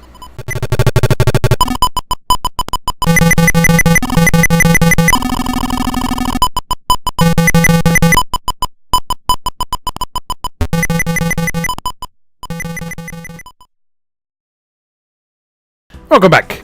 For our main topic for today, we wanted to talk a bit about hype, generally. So I've actually taken the time to prepare a few prompt questions for our discussion here. So the first thing I would like to ask you, or for us to talk about, is just generally, what is your attitude towards hype in general when it comes to gaming specifically? Well, I think it's a double-edged sword, right? Because it's exciting. Like, it's so fun to get caught up in hype for an upcoming game. But as we've often discussed, it can be extremely damaging to a game's release. Yeah. One of the titles I had written about that I wanted to talk about a little bit today that I always look back at as kind of a tragic story is No Man's Sky. Yeah. Right. So, I mean, leading up to No Man's Sky, I mean, it's hard to imagine a title in recent history that's been as hyped and then fell so hard. Because of not living up to that hype. And it was a beautiful thing, right? When No Man's Sky was in the development phases and we had new footage and Hello Games would come out and talk about features and share new ideas of gameplay. Yeah. It was, like we talked about Bowsette earlier, right? It was neat to watch the gaming community surround this idea, be so enthralled with what No Man's Sky was attempting to offer in terms of this explorable universe, ran procedurally generated. Well, they're not procedurally generated technically, but there's so many of them that they feel procedurally generated. Yeah. Planets. And it was neat to see everybody come together, be excited for this thing, speculate about what kind of things they were going to be able to do. And then there is, of course, the drop, right? Yeah. So this game came out, and because for a year plus, thousands of people all over the world had been wringing their hands, imagining this game, a game came out that was perfectly serviceable, full of perfectly interesting things to do, but it wasn't the game these people wanted, because it wasn't the game they had built in their head over a year and a half of hype. Right. So it's the positive and negative of hype encapsulated perfectly, right, in the story of No Man's Sky. And then the attacks on Hello Games on No Man's Sky were devastating. Yeah. For even perhaps longer than the hype. I mean, you can still go on forums on Reddit and stuff, and people are just tearing the launch versions of it apart. Oh, well, it's a meme now. It's a meme. The phrase "still not as disappointing as No Man's Sky" is a meme now. You see it all over the place. Yeah, yeah. I actually found the situation with No Man's Sky to be honestly quite surprising, because I played that game and it was exactly what I thought it was going to be. Yeah, me too. And so it was exactly as boring as I expected. Yeah, exactly. And I mean, I'm not necessarily saying that as like a criticism of it or anything. It was exactly the experience that everything I'd seen about it up until that day, I figured out it was going to be that from there. So I was honestly really surprised that people were reacting so negatively to it. That it was just bizarre to me. But well, that's kind of what I'm saying about the hype, right? It's like, if we could pick a theme for this podcast in general, like something we mention almost every episode, it's that it's important to engage with games on their own terms. Yeah. To play the game you were given and think about whether or not it achieves what the creators wanted that game to achieve. Yes. So with No Man's Sky, because of months and months and months of hype and imagination and hand-wringing, people received a game that wasn't the game they designed in their heads. Yeah. So they were incapable of playing No Man's Sky as presented to them by Hello Games and saying, is this fun or not? All they were capable of doing was comparing the product they were given to the product they wished they had. And of course, nothing can ever live up to that. No. But like I say, I think the surprising thing with this is that all of the information was there. Oh, for sure. As to what this game was going to be like. And yet people still got the wrong idea about it. They still reacted to it based on what they wanted it to be, rather than what it had always been explained to be. Yeah, well, if there's one thing humanity has demonstrated in all facets of life, not just talking about games, it's the ability to acknowledge that information exists, then completely ignore it, and not internalize it, and then not apply it to their daily lives. Yes, and then oddly enough, that is, I think, something that has actually got worse now that we're all so connected with one another. That feels like that is something that has got worse since sort of the rise of social media and such like. So, well, in a world where everything's instantaneous, you don't have to take a minute to ponder. Yeah, exactly. You can just post out a knee-jerk reaction, and it can just that can spread very quickly, and it can be taken as fact, which is pretty dangerous, really. But that's a little besides the point. But okay. So that's sort of your general attitude towards hype, and a good example of where it's kind of backfired a bit. So, personally speaking, for you. When you're deciding what you want to spend your money and time on in terms of gaming, what kind of resources, if any, do you make use of? I mean, for me, being of the age I am, it's more personal experience than anything. Right. So, like, of course, I'll watch trailers and stuff, and I'll read hands-on impressions of preview builds to really get an idea of, mechanics and whether or not mechanics in a game work. Obviously, as I've discussed many times, art style and presentation are hugely important to me. So I'll watch trailers and read initial impressions for that stuff, but that only formulates a small part of what informs my buying decisions. It's also just perspective and personal experience and history. So, something like Dragula, right, we were talking about earlier. I said to myself, well, I'm familiar with Cygame's output. I know they're a well-respected part of the mobile games community. Obviously, I'm familiar with Nintendo. I feel confident that this will be a quality product. I'm going to give it a try. Okay. So I use the knowledge I have of the industry, developers, and history, what I know about genres, what I know about what's worked in the past, and what games I have enjoyed previously to inform those decisions. So, for you, do professional reviews and Metacritic ever enter into that equation? They can, but I'm very, very careful about what types of reviews I let influence me. So I can, having been around as long as we have, I can read a review very carefully, and I can understand whether or not the person in question writing the review is operating on a wavelength that's similar to mine. Right. Okay. So to what degree is that person reviewing a game in question like I just talked about with No Man's Sky? I can tell from their candor, from the way they're discussing the game, whether or not they're evaluating the game based on what they expected. Or whether or not they're evaluating the game based on historical perspective of what they received. So, when I read reviews that do that pay deference to gaming history, perhaps reference prior games that have successfully done what this game is successfully doing, or vice versa. This game is Game A is trying to be an action RPG in the vein of Secret of Mana, but here's something Secret of Mana did really well that made it successful that this game's not achieving. I look for cues like that to explain to me whether or not the reviewer in question is evaluating the game in a way that's informative to me and not just an emotional knee-jerk reaction. And if that reviewer, and if I deem that review to have been successful in speaking to me with information that I find relevant, then I will take that review quite seriously. And then, of course, vice versa. I can read a review that's a 10 out of 10 or a 9 out of 10, having read it, and the only information I will get out of the review when I boil down their comments is, I really liked this one. Then I know that's a useless piece of writing. And I'll factor it out of my decisions. And I do use Metacritic quite frequently, which I know some people will fight with me on, but I will go on Metacritic and I will read a couple of the blurbs of positive reviews or negative reviews, and from that little paragraph or those couple sentences, I can usually determine whether or not that review is going to be useful to me or not. I think that is a useful distinction to make, because a lot of people sort of focus on the score side of Metacritic, which I do find completely useless, but for sure, those comments can be quite helpful.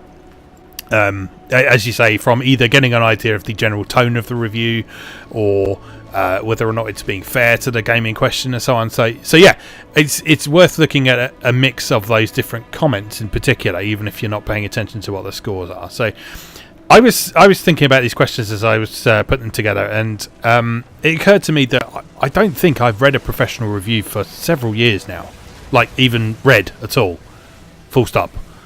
Oh wow! And there's a number of reasons for that. One is, as I've said, the sort of scored side of Metacritic is largely useless to me, and I've proven that to myself on numerous occasions when there's been something that scored in like maybe the 40s or 50s, which is bad in Metacritic terms, and I've had an absolute blast with it. The first game where I specifically remember that happening was the first Hyperdimension Neptunia game. Oh yeah. Which is not an amazing game by any means, and it probably deserves its low scores because it's got lots of problems. It's technically flawed, but I had such a good time in that game that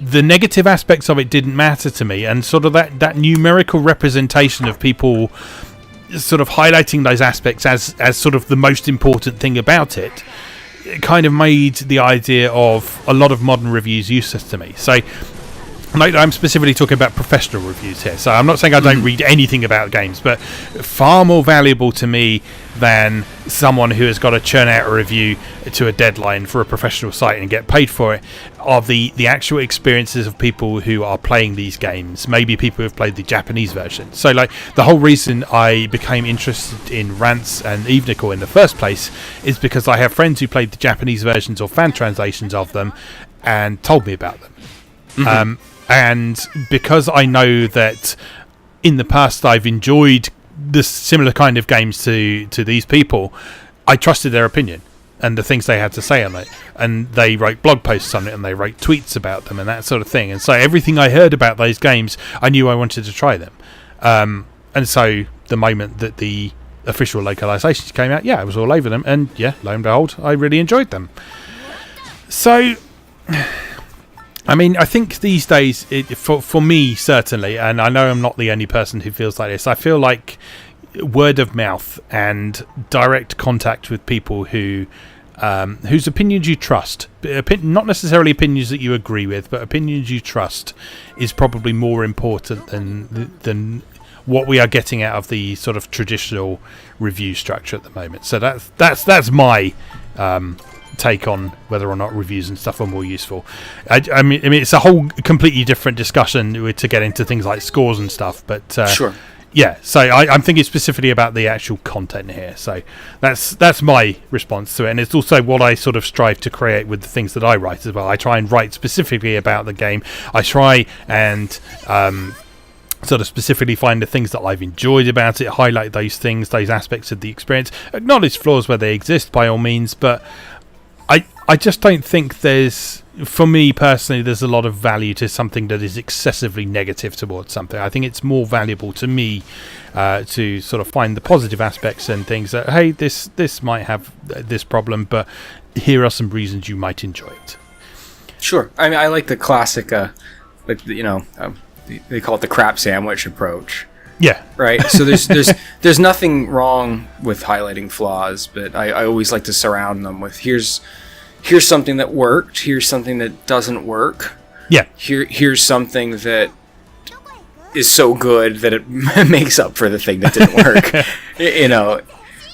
Yeah. Two positives and a negative. For me, having been involved with reviews and games criticism and magazines and such like for sort of 30 plus years by this point, I think the thing that's always struck me about particularly negative reviews, particularly bad reviews, is that very often they end up coming out as sort of almost like a therapy session for the reviewer in question. Yeah. So rather than telling you something particularly useful about the game in question, it just ends up being the reviewer ranting about something they found particularly annoying about that game, or even about the company who made the game in some cases. And I know that happens because I know that I've done it a few times. I remember reviewing Flappy Bird on US Gamer, and I was so annoyed with that game being such a phenomenon that I completely took it out on it in a review. And I'm not proud of that or anything like that, but it happens, and I've seen it happen, and I've seen people tear into a game specifically because of the company who made it, without really acknowledging the specifics of what the game does in the first place. And this isn't a new thing by any means.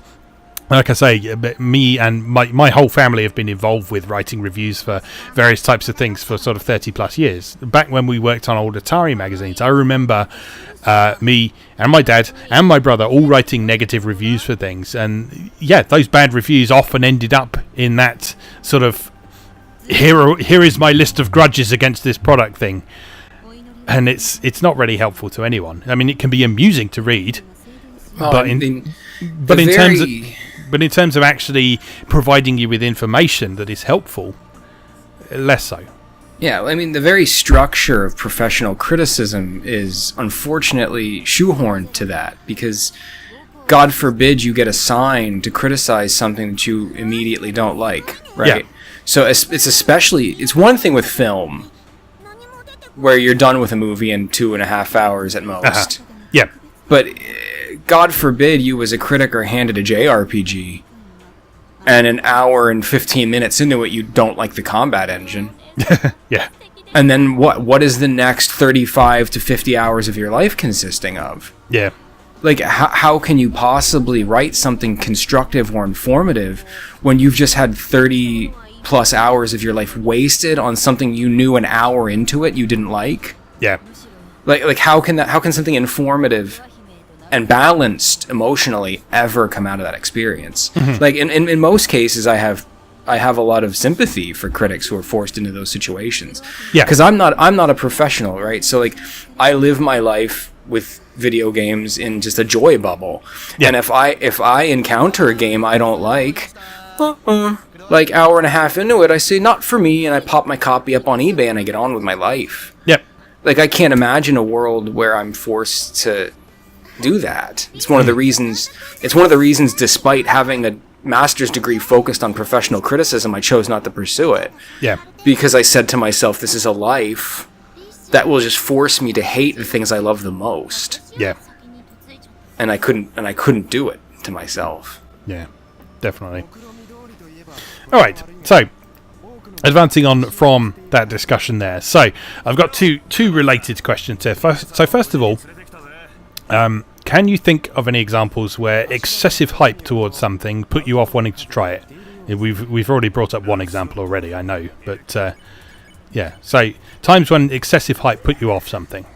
Yeah, I'm struggling to think of anything really besides Undertale at the moment, but I just remember thinking about, the hype surrounding that game and knowing that there's no way it could possibly be as good as everyone seemed to think it was. So, I mean, was there something specific you found off-putting about that, or was it just that you knew it couldn't possibly be as good as everyone was kind of making it out to be? It was just examples of, like, the humor I had seen online. Obviously, as I'd mentioned before, I found the art super off-putting. Yeah. That was basically it, right? It was like the art and the humor I didn't think sounded particularly good.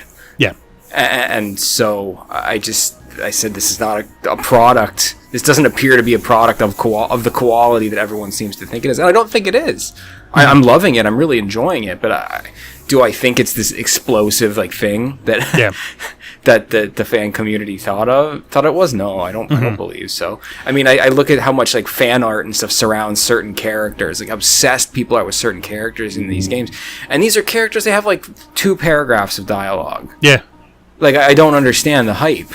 I'm enjoying this product, and I still don't understand that hype. Yeah. And I really feel talking about what we just mentioned about critics. Had I decided, yes, I'm going to play Undertale during that swell of popularity, the whole time I wouldn't have been able to be anything but negative about it. Yeah.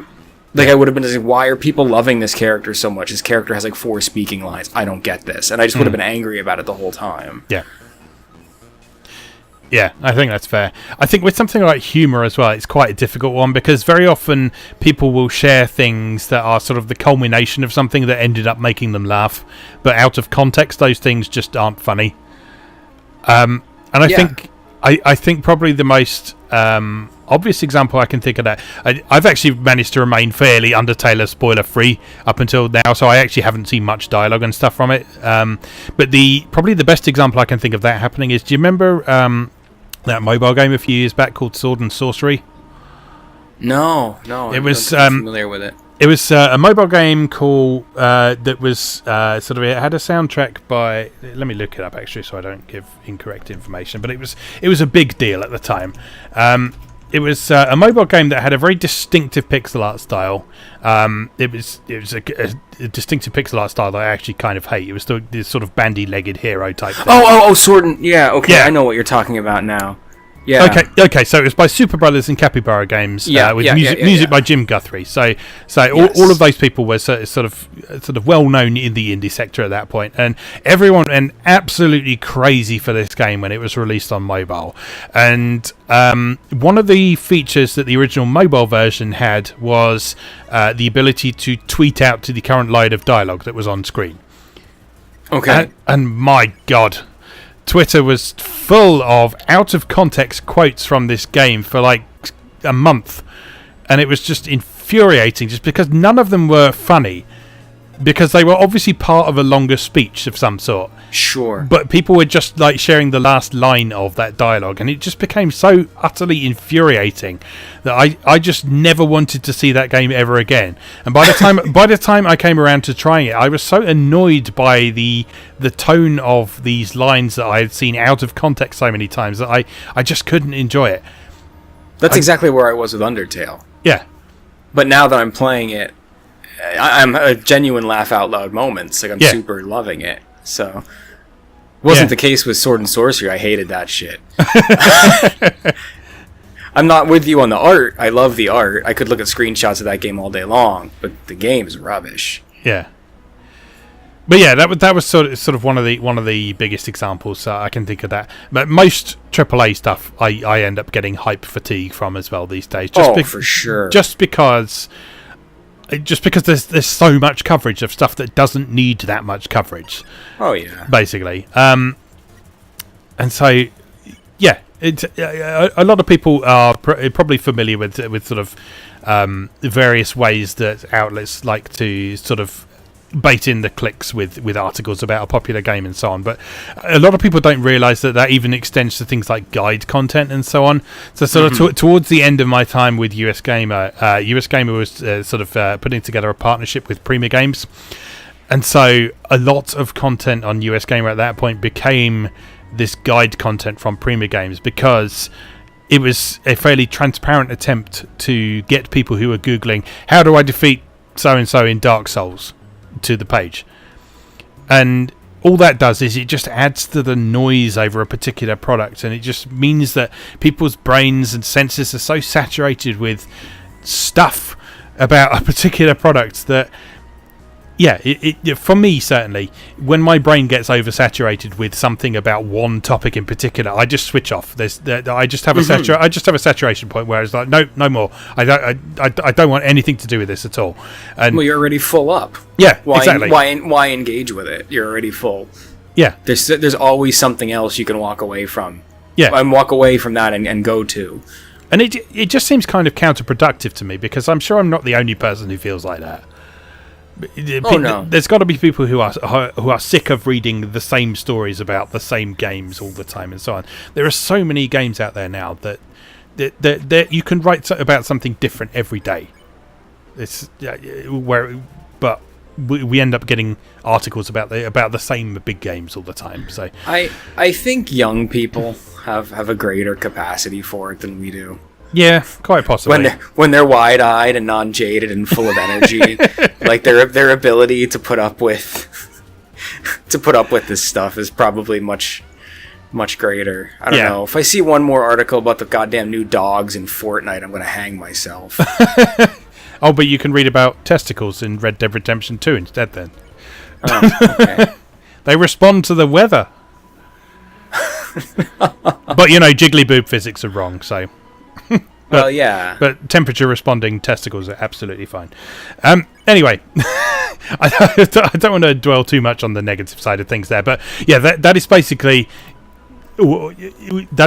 how excessive hype puts me off stuff. I just get oversaturated with information. Sure. It just makes me not want to do stuff. So, flipping that around, can you think of any examples where there was excessive negative attention towards something that actually made you want to check it out? I mean, in a way, I think, there's something I had written down that I kind of wanted to talk about, which is kind of what I call like late hype or like reverse hype. Okay. So like I always think of Nier, the original Nier. Yes. And just how like that game was shit upon for like years, and then somehow like the fan JRPG community like rediscovered it. Yes. Like a year or two after, and said, "Hey, wait, this game is actually great." Mm-hmm. And like just the whole story of that evolution of like fan attention to it, and like to me, like just I knew about the story of it before I really knew anything about Nier. Yeah. Like I knew like here was this game that like got totally wrecked by critics.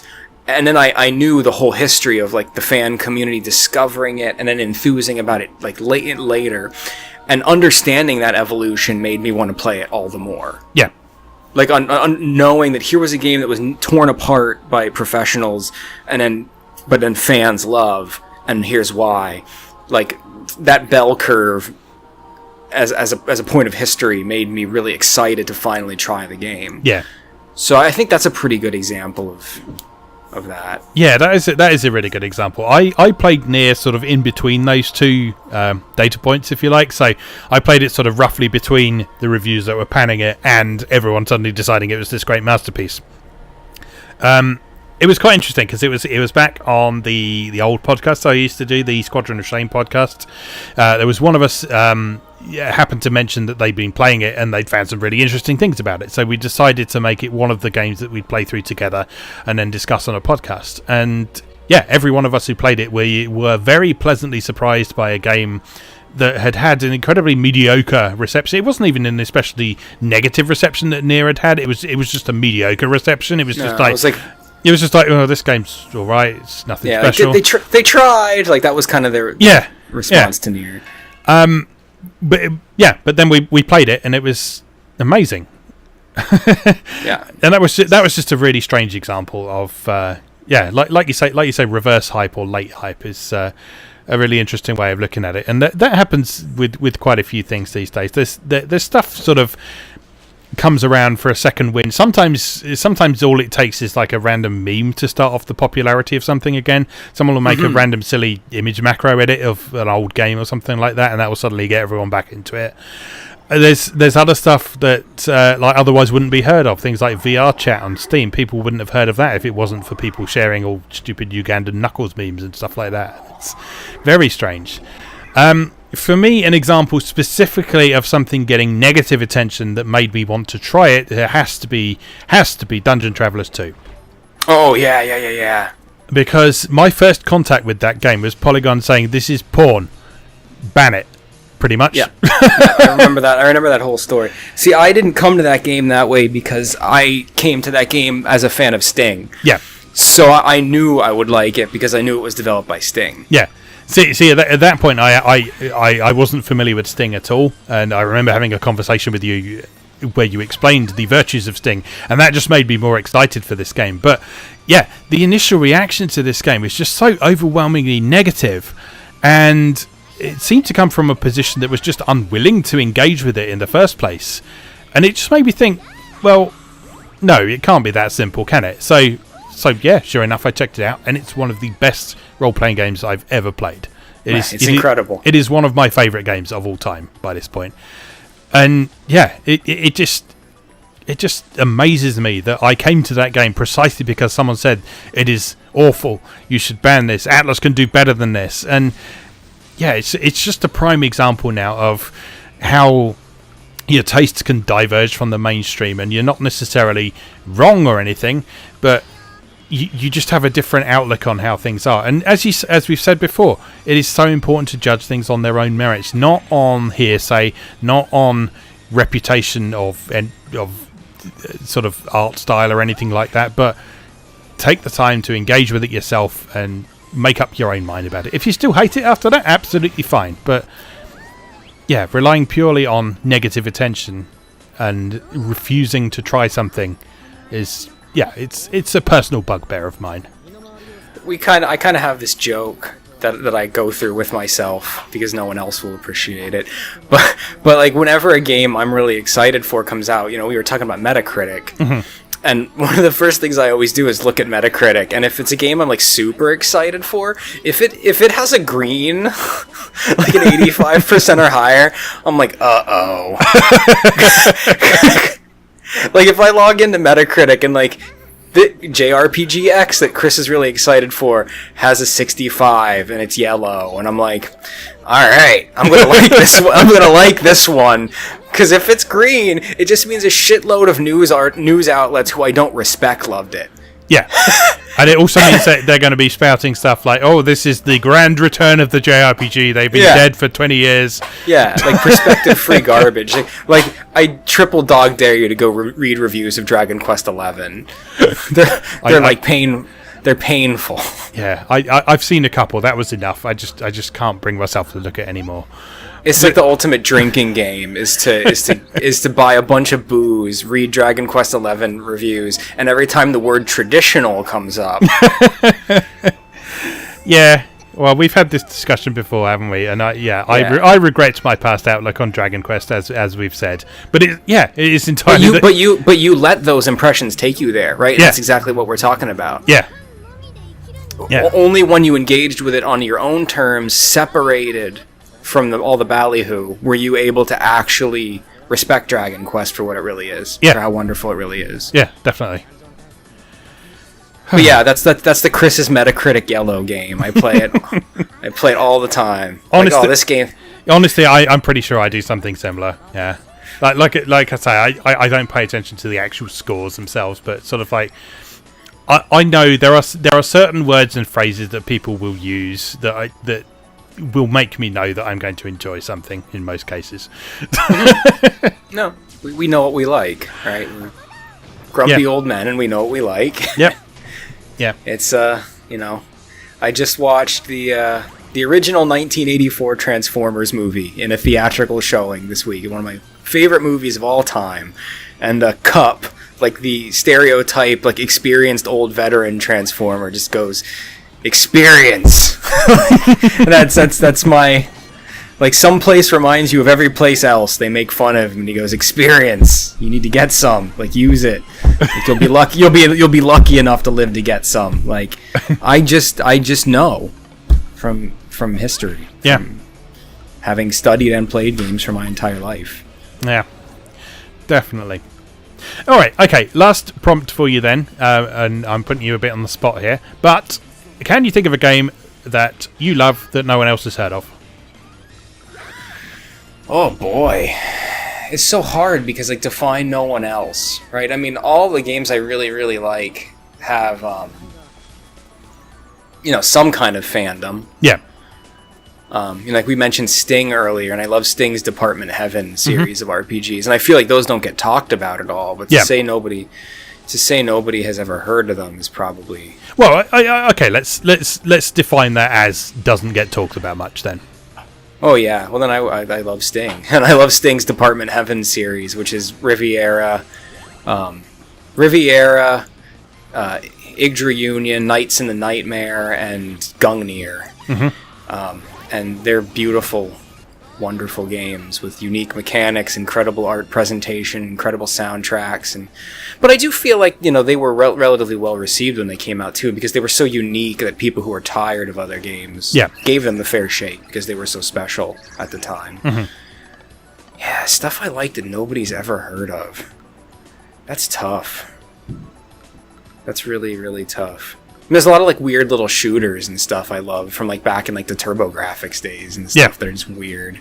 But I feel like that's hardly pertinent to this discussion because it's going back to old school pixel art stuff is not really the same as a discussion about hype and like how the media has distorted things. Yeah.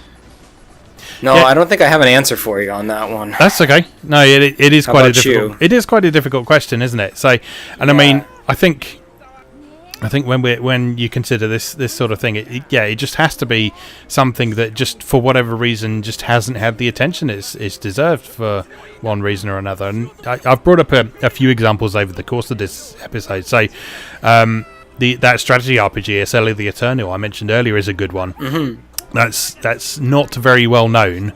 It's reasonably well known among the visual novel community and such like, particularly its history of localization and such like, but that's on Steam, so it's not as if it's sort of like a particularly hidden game or anything like that. So, but I'm still yet to come across many people who have heard of that one, talk about it or anything like that. In fact, I only came to it in the first place because back when I was running a site called Games Are Evil, which is no longer with us, unfortunately, a regular commenter on my visual novel column, when I was talking about sort of fantasy themed stuff, he was like, "This game, you will love it. You need to check it out." And the opportunity to get a review copy from Just USA happened to come up at the time because they were in the process of localizing it. And sure enough, it was this amazing game that I'd not heard any hype about at all. I'd not seen any previews of. I'd not seen any news stories about. And it was just this utterly fantastic game. I got one. Go for it. Far away. No, I don't want to cut you off. No, it's fine. I've said my piece there. Atelier the Eternal. Buy it. Okay, so there is an action game for the PS2 that came out near the very tail end of the PS2 called Bujingai: The Forsaken City. Oh yeah, yeah. And like, no, I don't think I've ever actually had a conversation with another human being who's played this game. I haven't. I haven't played it, but I have heard of it at least. So Bujingai is like a character action third-person game, very much in the similar vein of like of a Devil May Cry or Bayonetta, just a combo-driven combat. But the entire design philosophy of the game circulates around Hong Kong wire action films. Oh, okay, yeah. So like you fly around and you have like there's like beautiful ribbons and the stuff that like fly around as you fight, and like you get in these cinematic like sword duels when you like clash with enemies, and you can like run on the walls, and you jump like skyscraper high when you jump, and you float down like beautifully. It's all just that like Crouching Tiger, Hidden Dragon thing, but it's a third person action game where you're controlling that.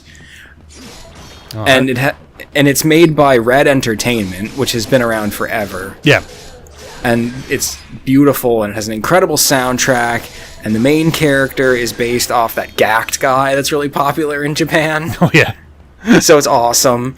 But like I said, besides my friends personally who've played it with me and played my copy, I don't think I've ever had a conversation with another human being who's played that game, and it is incredible. Yeah.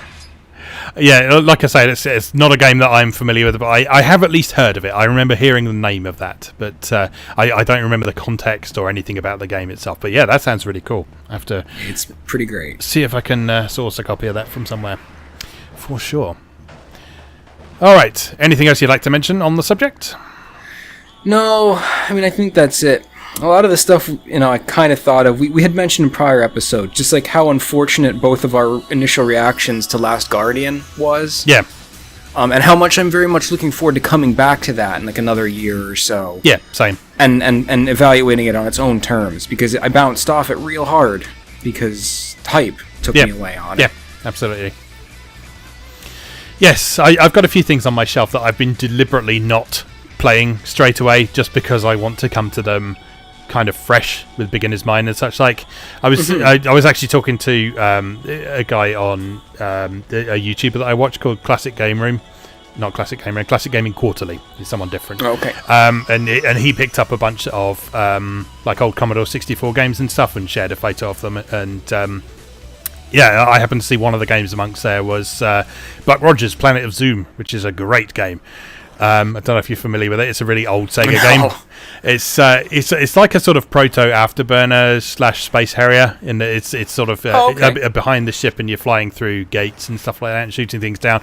Yeah, it's a really fun game. But sounds great. Yeah. He deliberately said that he bought a bunch of stuff that he'd maybe sort of heard of in passing, but he deliberately wasn't going to look up any information on them before he played them because he just wanted to go in there with beginner's mind with all of them. And I think that's a great way to handle a lot of things these days. Just to kind of try and divorce yourself from that hype as much as you possibly can. I mean, it's impossible to completely get yourself out of the original context of something that had a particularly positive or negative reception. But as much as possible, it's what I like to do as well. All right, okay, let's draw that to a close there for now then. So, Chris, would you like to tell people where to find you on the internet? Sure. You can always find my artwork at mrgilderpixels.com. I know there's always a link in the postings for it. And I'm also always around on Twitter, Tumblr, or Instagram at Mr. Gilder Pixels. I also recently have started a Facebook page. That's Mr. Gilder Pixels page on Facebook. So I'm always around. Love hearing from people. Always looking for new project ideas. I'm going to see if I can't crank a Bowsette out this weekend. We'll see what happens. Do it. Excellent. Yes, and as always, you can find my main site at MoeGamer.net with articles every weekday and a couple of bits and pieces at the weekend when I find time to squeeze out something like a video or something like that. You can find my Atari A to Z videos on YouTube or at atari-a-to-z.wordpress.com, and you can find my stuff on the Philips G7000 or the Magnavox Odyssey 2 to you Americans at videopackgames.wordpress.com. There's links to all of those down in the description. So, as always, thanks very much for listening, and we'll see you again next time.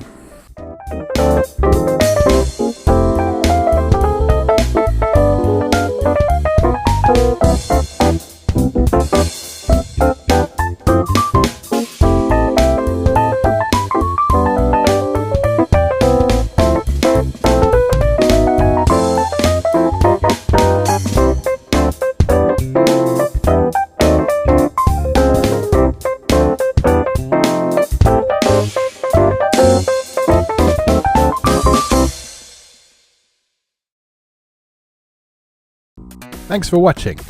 If you enjoyed this video, please help out the channel by leaving a like or a comment and subscribing.